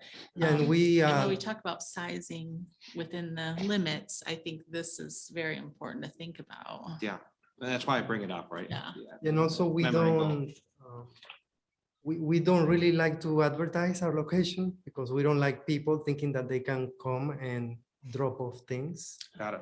So our old location, our old location was never advertised. Got it. Member Engel. First of all, quickly, thank you. This is absolutely fascinating. I applaud what you're doing. This is good stuff. Mr. Chen or Chandler, are you aware of any place else, either in Michigan or in the United States, that is attempting to regulate this that we might use as a template for either amendment to our zoning ordinance or in terms of how we classify and deal with this? We want to This table can't that be the first rodeo. for Eagle, because they're going to come up next. What's that? Eagle's going to come up next. Do we want to table that question for them? We can ask Well, I just wondered if they knew where this had been addressed elsewhere in the United States and that we might be able to just. Just curious. Yeah, definitely. Yeah, I know a few other similar companies facing similar issues in other parts of the state. But yeah, Aaron can talk about that a lot better. Okay. Thank you. Thank you so much. Appreciate you Thank coming you. up. Thank Yeah, you. Yeah, if you don't mind coming up, would love to hear from you. Thank you so much for 3 hours of Hang your time. around. It's okay. It's a job. Yeah. I've been all over the state doing this, so this wasn't too far. But tell us about, I'd love to hear your experience on it and what you've seen in other communities. Well, we've got a big problem here in Michigan that we're really behind on everything recycling, but especially organics recycling. And so we literally have the entire gambit of the rock bottom of the barrel to, we have some folks doing some absolutely amazing things. So it's really hard to answer that question because I've seen literally it all. I'm here to educate you tonight. So, fire away with any questions, but specifically to this site, I can say, and thank you for leaving that up there. That's helpful. One of the big things is keeping it so you can't see it from the road, right? Making sure that to answer a bunch of your concerns about, basically illegal dumping or what's going to be coming in, the 5-gallon system, the folks that are buying these things typically are, the folks that are sitting here in a township like this that have the means, that have that environmental mindset. And so what's going into the buckets is usually pretty clean compared to a lot of the sites that I actually regulate, which are getting a lot more, if they're taking food waste, they're getting a lot more contamination of foreign objects. And foreign objects basically means anything that will not break down in the compost pile. And that ranges anything from small bits of plastic to toilets. So when I was out at the site with Luis, what was that, a month ago now? Yeah, About a month ago. Yeah, the last time it was nice and sunny, and then I decided to come up and it snowed like crazy. That's what I drove through today to get here. We thank you. Yeah, well, you can't, it's Michigan, right? And the weather's never predictable. But then you can see the contour lines here on this site map. And it's, unless you actually go to the site, you don't realize just how pronounced that hill is. And I recommended to Luis that he place the site, because it is going to be so small, down in this lower area, because this hill coming up the driveway is so dramatic. Even if he puts probably a 20-foot building back there, which I don't think is gonna be that high, but even if you were, you would not be able to see it from the road. So he's gonna have a lot of good controls on site. I'm gonna stop talking there and questions. We've asked a lot tonight. I'm sure we've got some more. Brian, go ahead, start us. I was just wondering, kind of from an enforcement or monitoring perspective, how does Eagle or the state handle that? Do people come out once a year, once a month to see how much is coming in or what material, or do they have to report to you numbers, or how exactly does that look from the state level? Yes, yes, no, yes, no.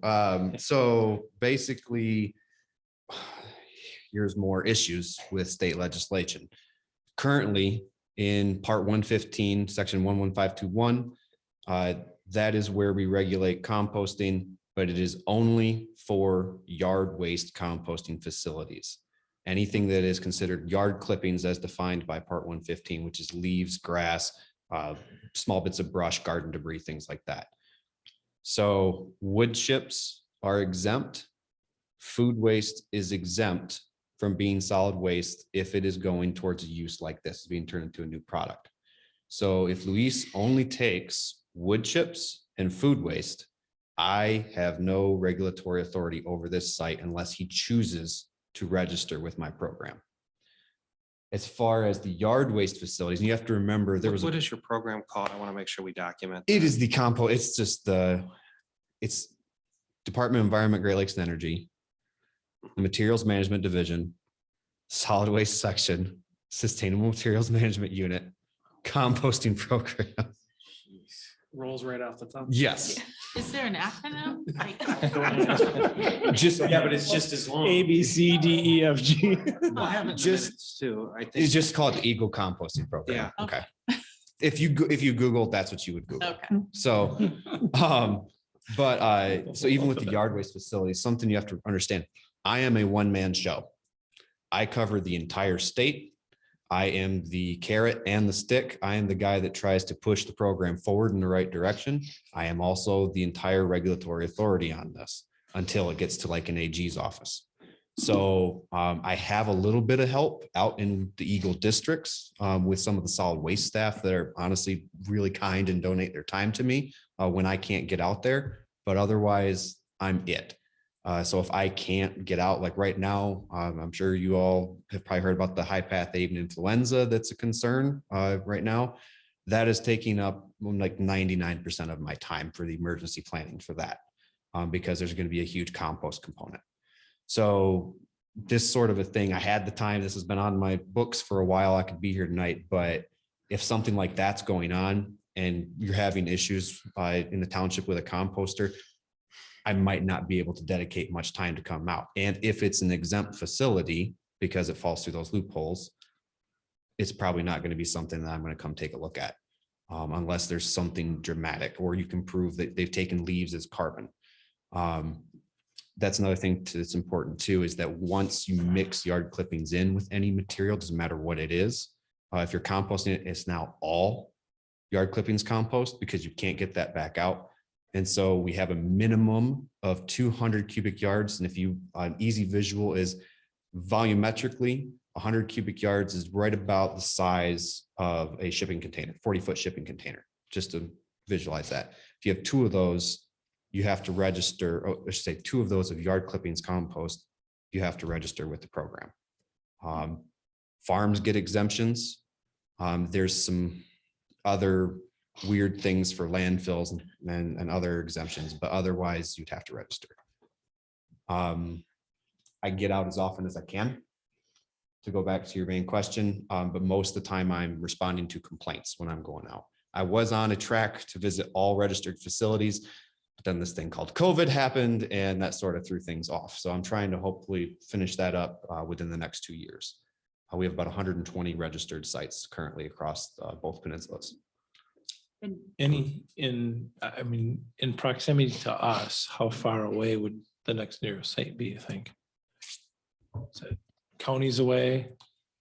Is it in our? No, county? oh, no. You have Grand Rapids area is actually littered with compost facilities. The question becomes who's closest. City of Grand Rapids has a massive facility. And that one's professionally run by Denali. They're a wastewater company that also got into composting for municipalities. You have Organicycle in this area. who is doing more food waste stuff. And I haven't been to their facility yet. It's still kind of up and coming. But you also have other yard waste facilities, but there's not many people doing food waste. And the closest one that was around was at the Zealand landfill. But it unfortunately had to close down. Go ahead. Sorry. So I just want to big picture, try to think about this in Cascade Township. Yeah. If we were looking at regulating these of some sort when we're talking about land use, we could think that if you're going to do this, you have to be registered with Eagle. Is that correct? Because that you said if they're doing, for instance, what they're doing with no lawn clippings, just wood chips and food, you don't have, there's not a requirement to be registered. Not correct? through the state current law. Okay, so if we're looking at it, that could be one of our requirements to try to have people be up and like on the up and up, I Right. guess, to maybe require them to be registered with the state. And then I have another question. I'm just looking at big picture stuff. Is there anybody else that would regulate this kind of industry across the board, whether it be just the food scraps, wood chips? Is there anything else that we should be looking at from a different agency that might? I mean, there's technically EPA, right? But you also have Eagles Water Resources Division for anything water related. Odors could be reported to Air Quality Division. I don't want to speak for them because I'm. No, and I'm not asking, I'm just wondering for the big picture of this, when we're looking at something like this, I'm just wondering what other regulatory bodies might be involved. Yeah, the biggest one is going to be just the other divisions of Eagle and then probably EPA. There's not really anybody else that's regulating this. And that's partially because it's still this thing that's not really sought after as a waste disposal option for organics. Most people, everything goes in the trash can and it goes to that magical land of away, and they don't. Space. Right. And they don't know where it goes. And if a lot of folks understood the actual environmental impacts, and that's something that I actually work on as well, trying to just educate maybe there would be more demand for this type of a service. But as of right now, because there's no real demand, there's not much of an industry, therefore not much regulation. Right. Do you, and again, and you're probably going to say no to this, but I just feel like I have to ask since you're here. Are there any recommendations that you give to townships when they're contemplating something like this?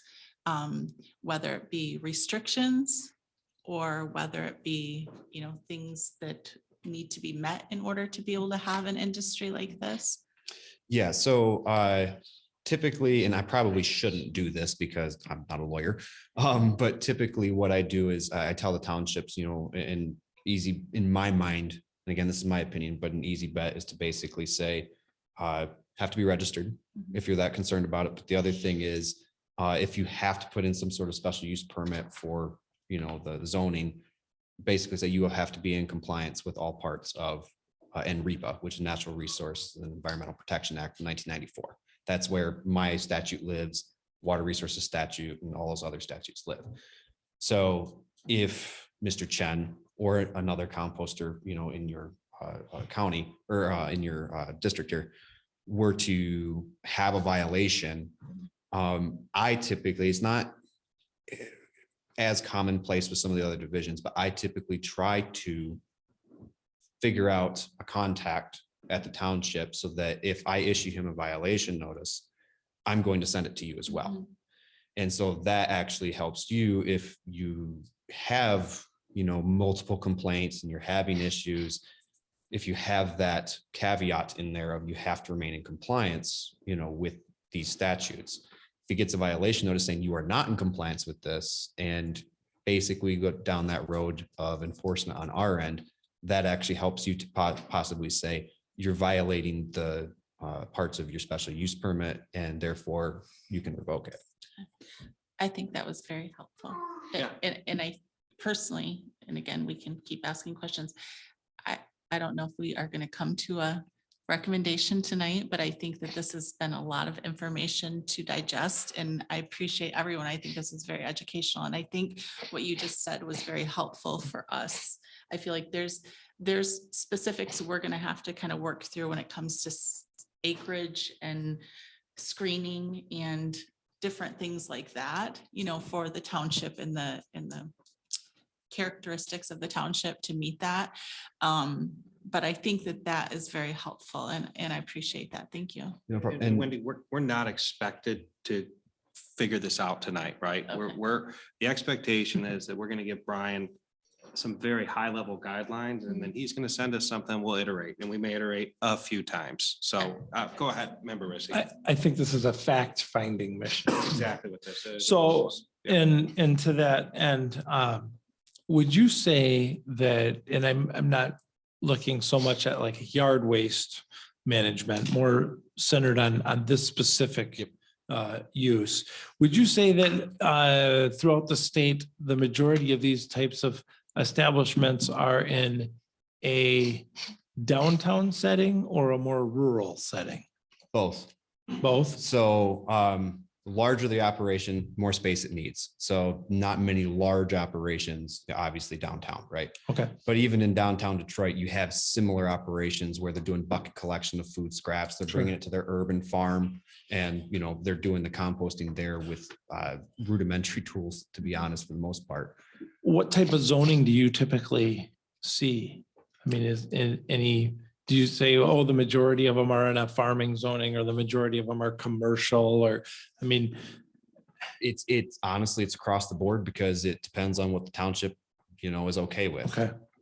So you're not seeing a pattern. Well, I would say most of them end up in either commercial or agricultural. Okay, But those, it's because they need that space. sure. And A percentage, sorry, like, Yeah. a percentage of agriculture versus commercial. Do you have any sense of that? For the commercial facilities, because you have to understand, just give you a few numbers. Like I said, we have around 120 registered facilities. About 80% of those are actually municipal yard waste facilities. Got it. Of all the rest of them that are commercial, I would say, I don't know if I could put a rough estimate on it, but I would say a large majority are probably agricultural. Got it. And the rest are commercial. Got it. all right, and with respect to these facilities, do you get a lot of, I mean, you said you manage complaints. If there's complaints, what are the common complaints? Odor. Odor? Odor is the big one. Okay, But you also have to remember too, that odor is very subjective. I've Right. gotten complaints about wood chipping operations that smell too much like Christmas trees. okay.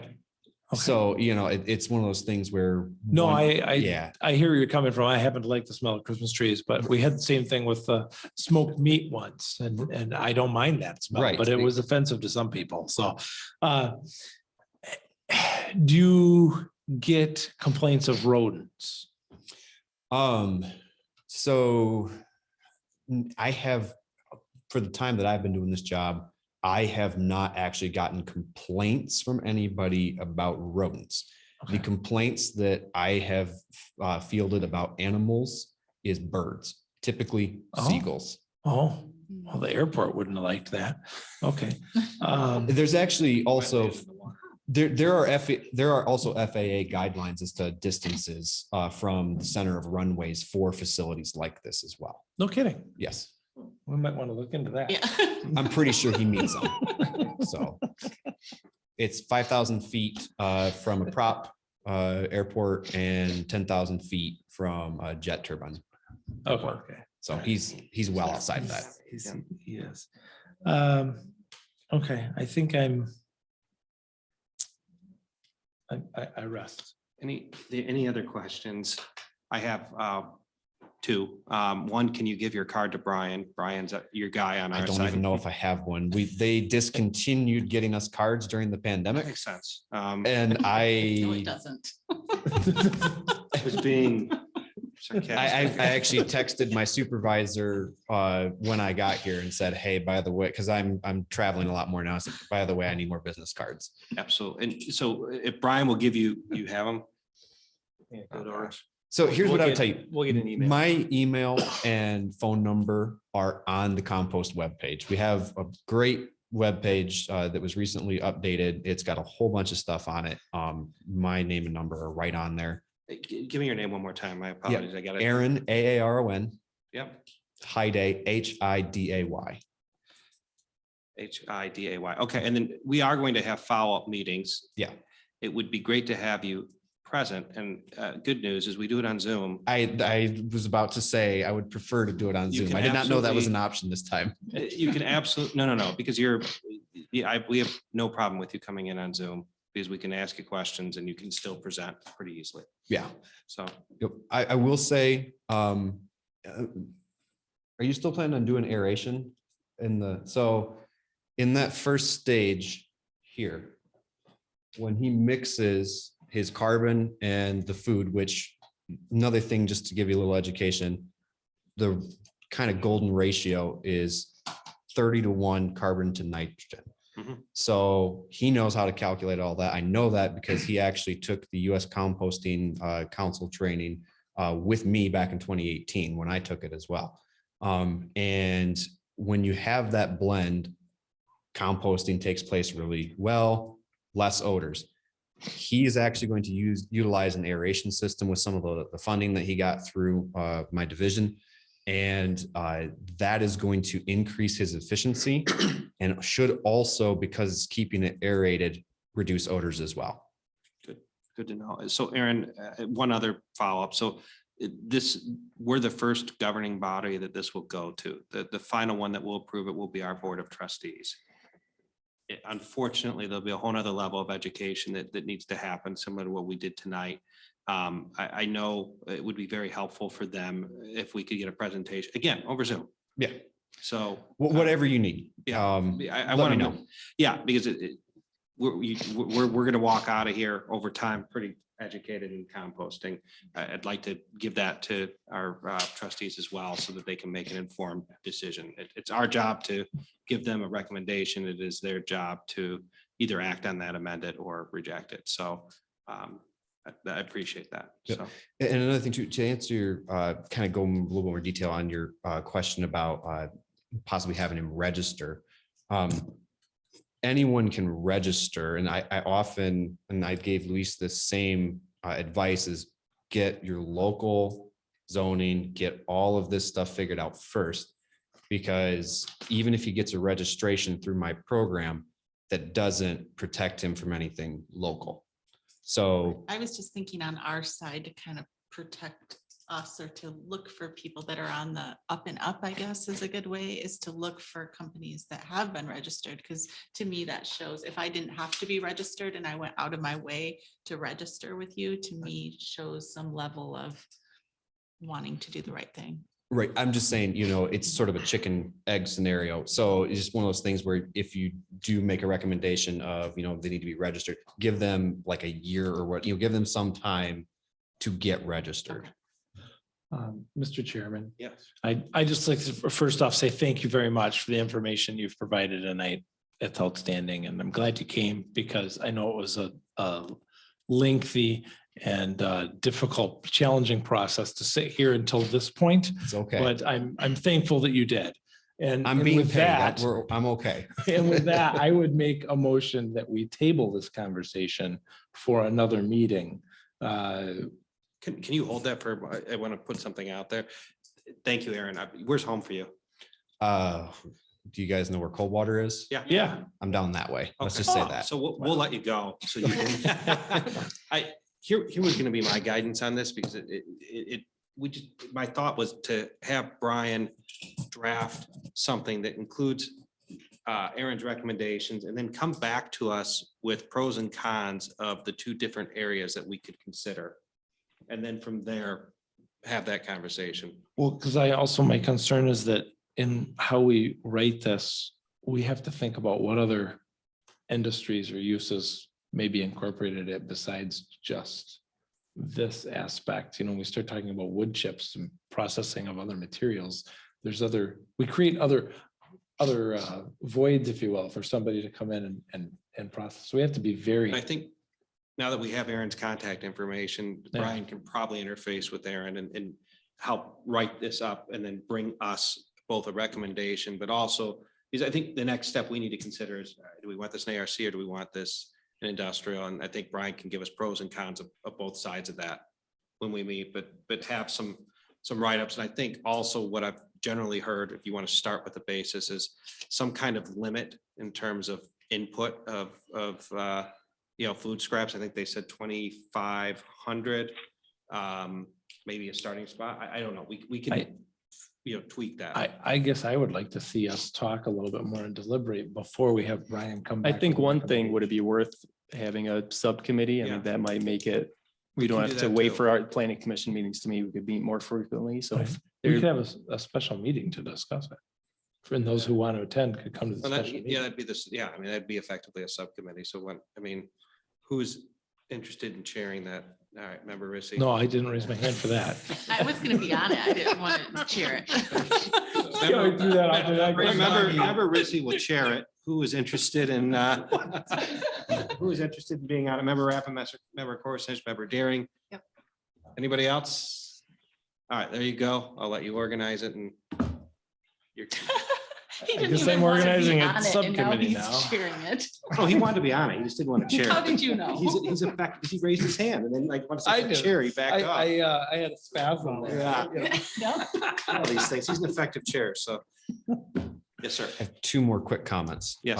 First one is on the 2,500 cubic yards. You have to remember that's what he's talking about bringing in. That is continuous flow. Yep. So the better information to ask him is, what do you think your maximum amount of material will be at any one time on site? Like sitting on Yes. site, okay. See, that's what I thought the 2,500 was. That was your maximum. But he said that's over the whole year. No, he's bringing in 100 yards a day, so it'd be, Yeah. it'd be more than that on a yearly basis. No, I think he said 1 cubic yard. 1 yard a day. So- Yeah, that's right. So it would be less than that on a yearly basis. Right.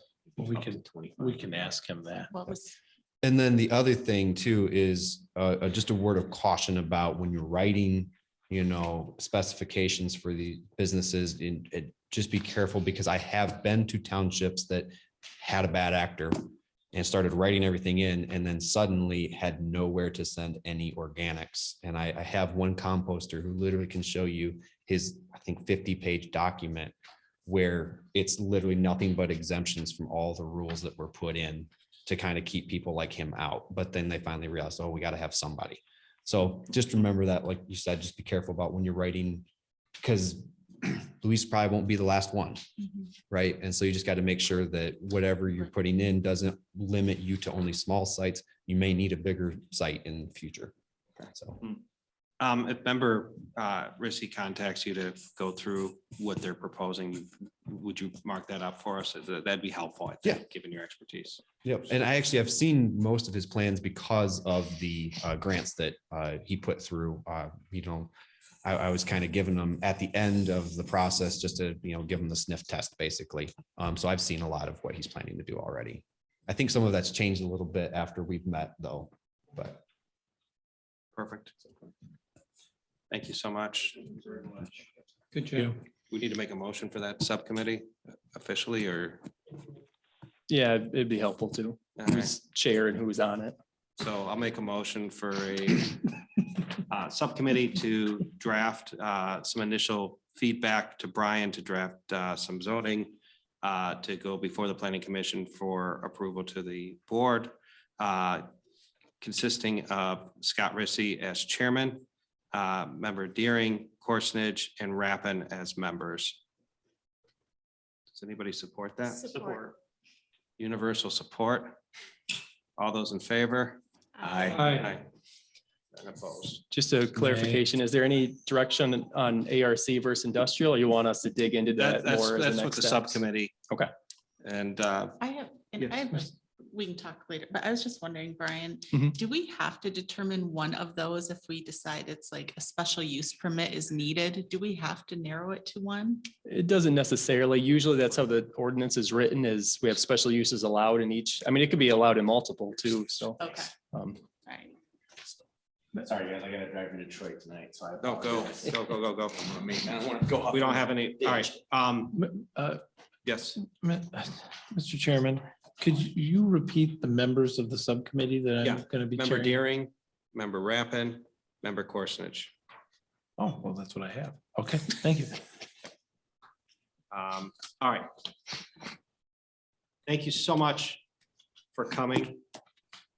We will work through this and, be in touch. Yes, Yeah, this is all new for me, so was just wondering how long should I expect the process? I know, I see you guys have been very supportive and trying to move forward. But I 60, have a- 90 days, something like that. I I'm think sorry? 60 to 90 days is what I'm guessing. What do you think, Chairman Rissy? I would hope that we could move that fast. I like to be efficient. Yeah. If anything that irritates me, it's inefficient government. And we have a single purpose, I think, a defined purpose for the Yeah. subcommittee that hopefully it won't take long Yeah, to make just I recommendations. already lost most of the. No. Understand, Thank and sorry for that. Brian is going to be your conduit, so reach out to him and we'll expedite this. We need to do it right, so, thank you. Thank you. Thank you, Mr. Chair. Okay. Chris, I do want, I guess, Yes. if our attorney's still on, if they have any other last Oh, comments thank or you. thoughts for us Yes. at least. Foster Swift, anything additional? Nothing from me. I'm happy to work with that subcommittee as needed to put something together. Awesome. Excellent. Thank you. Thank you. It's the only one by the hour. I think this is a good night for her, so. Isn't heat by the hour too? Yeah. All right. I'd just say, don't forget your samples up here. Yeah. Grab Yes, that. Wendy might take I that might home. because that cost me like 30 bucks on Amazon. Get a line for this. But I think I can't take it because we discussed that last night. It's not food, so it has a value. All right, let's go through this. Article 13, any old business? For the record, member Roland was excused and left at 10:36 PM. Article, oh, I'm sorry, Mr. Vice Chair. I just wanted to update the planning commission on the recommendations committee. We have met twice now, once on March 23rd, the other on April 13th. April 13th. And we're meeting basically on a bi-weekly basis from here on in on Wednesday afternoon at 4 o'clock. And we have been meeting with Planning Director Brian Hilbrand and Township Manager Ben Swayze. And we're meeting over in the Township Hall, so it's convenient for them. The meetings take about an hour. We're meeting in the back conference room. We are taking minutes on those meetings. Member Reese is the secretary and he is recorded the first one. And on the second meeting, I was unable to attend because of some stupid operation I had to go through. And so Member Reese acted as the chairman, acting chairman, and Member Roland took the notes. So we do have both meetings recorded, and I will get those out to all of you here in the very near future, so you can see what they've been up to. So basically, every other meeting or every other week, Wednesday afternoon, we'll meet again, and we're trying to wrap all that up by the end of June. Member Engel, that's, we did a Round Hill subcommittee. You're probably familiar if you live in the township. Yeah, and we're formally making recommendations to the township and how they can improve the process. So Ralph can share anything that you want to know about it. He has a much thicker binder at home than this. So, awesome. Any other old business? Member Deering? So this is sort of old business. I think there was no discussion to the minutes when we voted on them earlier. Oh, okay, And I have a couple typos that should be corrected. okay. So on the second page of the minutes, first paragraph. Let's see, 1, 2, 3, 4, 5, 6, 7, 8th line down at the end of the sentence, it reads, the building not be used for living space. Should it read, the building cannot be used for living space or to run a business? So just add that word in. Article 9, the second paragraph, it reads, the attorney will be asked if there is a reason these were titled rules of procedure rather than the original rules of conduct. So we need to add that word rather in because it doesn't read right. Rules of procedure than the original. It just, I think we need to add that word rather in. And then on the very last page of the minutes, the open planning commission seat, second line down at the end of the sentence, it should be the instead of he. So I get a motion real quick to approve amend the. So move. Okay, support from, moved by member Rissy, support by member Rappin. All those in favor say aye. Aye. Any opposed? None. thank you. Thank you. Any other old business? I do have one real quick Yes. on emails. Yes. Oh, yeah. So Manager Swayze gave me a few documents here to set up those emails. Oh, great. This sounds brief.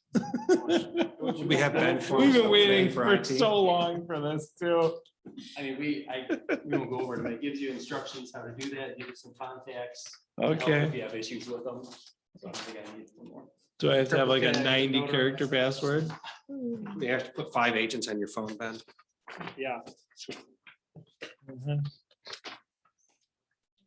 All right. So the goal with those, right, is that I'll start, it might not have to be immediate, but eventually we'll just be using those emails for all planning commission communication. So eventually they can replace, the personal ones you've been giving us, and we'll make sure you're wanting to check these now, so you'll get new packets and all of that. But we'll give you a Awesome. little bit of time to get used to that. All right. This is great. Thank you. Thank you. Thank you. Any other old business? Okay, I'd just moving like on to to- Article 14. Any other business? One of the things that we're really trying to do is get some subject matter experts within this group. So Brian and I talked about some educational workshop opportunities just to make you all aware of them. Brian, are we good if they just look through their packet? I think so. The Michigan Association of Planning ones, those were this past spring. So these ones are passed, but they have those yearly, and then the MSU extension ones. They didn't have an easy flyer on it, but there's more on the website too. If you search citizen planner on MSU extension, they offer a number of classes there as well. And those are all virtual, correct? Like they're video, learn on your own pace. At type least stuff? most of them for sure. So Yeah. it's a little bit of both, but if So you have we have- questions, you can, reach out to me too, and we can figure out. Yeah, we have a shorter meeting. We'll come up with a list and maybe get everybody to volunteer for 1 or 2 of them. I just, like I said, I want to get a deeper bench of expertise if we can within the group. So, all right. Article 15, acknowledge visitors or those who are wishing to speak. Is there anybody that wishes to speak? Yes, go ahead. Yeah, sorry. You Is state there- one more time your name and. Luis Chen from Wormies. Yeah, founder thank you. and Just for the record. Thank you. We were wondering if by any chance we can continue feeding the worms, so we don't have to start from scratch after 90 days. I'll defer you to work with Brian on that. That's not something that we can do or not do in this body. Thank you. And if you don't feed the worms, They are $30 per pound. 1 pound feeds a 1 square foot area. It's $30 per pound of worms. We have about 1 million worms. so they will die if you don't feed So them. we have about $350,000 in worms. Understood. And again, because this is being held at the board level as well, our hands are tied here. Work with Brian and he can work with the board and the attorney. I'll send you an email tomorrow about information we might need and how to move forward. Thank you. Yeah, we will work with you in all candor on it. So, Appreciate it. Thank yeah, you. in good faith. Yeah, go ahead. Well, I'm just wondering from a matter of timing, is this something that we want to make a recommendation to the board to act on? Can we ask him? I think it's just what's something What's the time frame before the worms start to die? I mean, I'm assuming they're They're losing gonna- weight right now. Yeah, they're gonna run out of food in about 3 months. Okay. Okay, all right. So if this takes a couple weeks to work through, it's not a panic situation quite yet. Yeah, in about 3 months. Yeah, well, Understand. Brian can get you through that. I mean, Just wanted to clarify, Yeah. it wasn't like a Good week. that we had to- clarification, because I was That's what I was picturing thinking. midnight Cinderella's dying. Yeah. I also have a couple of comments from Zoom. Okay. Yes, go ahead. They were made earlier, so Oh, we'll all just right. read them now. Yeah, let's read them so we get them in the record. So there was a James Yost that said negative aeration. So he's referring to, instead of blowing air through the Can you speak up to the mic so we record these and that's how we get our minutes. So I know you talked about the anaerobic digester putting off smells earlier. So Yeah. those are anaerobic microbes and that's where the smell's coming from. It smells bad. We're using aerobic microbes that thrive in oxygen-rich environments. And we actually have PVC pipes underneath our active piles and they're sucking air through it. And so all that air is getting sucked through it. And then at the end, it's going through a carbon filter. And so that's going to reduce smell tremendously. And then all the wildflowers that we have planted, everything else. We're gonna have a big flag in the middle to see which way the wind's blowing, and we won't pick up piles of manure if it's blowing right at the neighbors. So we're gonna be as conscious as possible about it, as mindful as possible. Awesome. Thank you for that. Thank you. Thank you. Thank you. And then there's only one other one. It was from a last name Watchter, first name Dick. What is the motivation that the Ridges cites as their need for a separate dog park when the county has expended township funds to provide an excellent dog park? Have there been any studies done on the use of the current dog park at Cascade Park that would suggest an additional park is needed? Thank you. Any other comments on Zoom? No. Okay. We have nobody watching on Zoom now at this point? It's shocking. We did up until like 10 minutes ago. What would we cap at? Sorry, now I'm just curious. How many would we have total? I think 6. All right. But that wasn't all necessarily at one time. There were people on and off throughout the whole thing. Sure. My question's for Brian. It's just quick, but going back to the dog park, I'm sorry. If we really cannot deny that dog park because it is private property and it is under current use, like something they can do there, is that correct? So I would say, I mean, we can use that site plan criteria is really the biggest thing to fall back on. And one of that is kind of how it impacts neighbors. And so increasing the use, I think that gives us some leeway to have Okay. at a minimum, you know, conditions, or maybe we could talk about location or things like that. So I think we've got something we can fall back on to. Just because have the some attorney was kind requirements. of.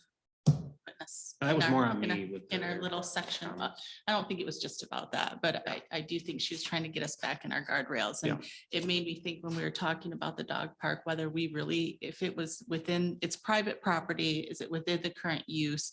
Or do we have the ability to put, I think what we did by having them work with their neighbors is the best first step. But I just was wondering if we really had something that we could deny based on the ordinance and regulation they kept talking about was not related to their.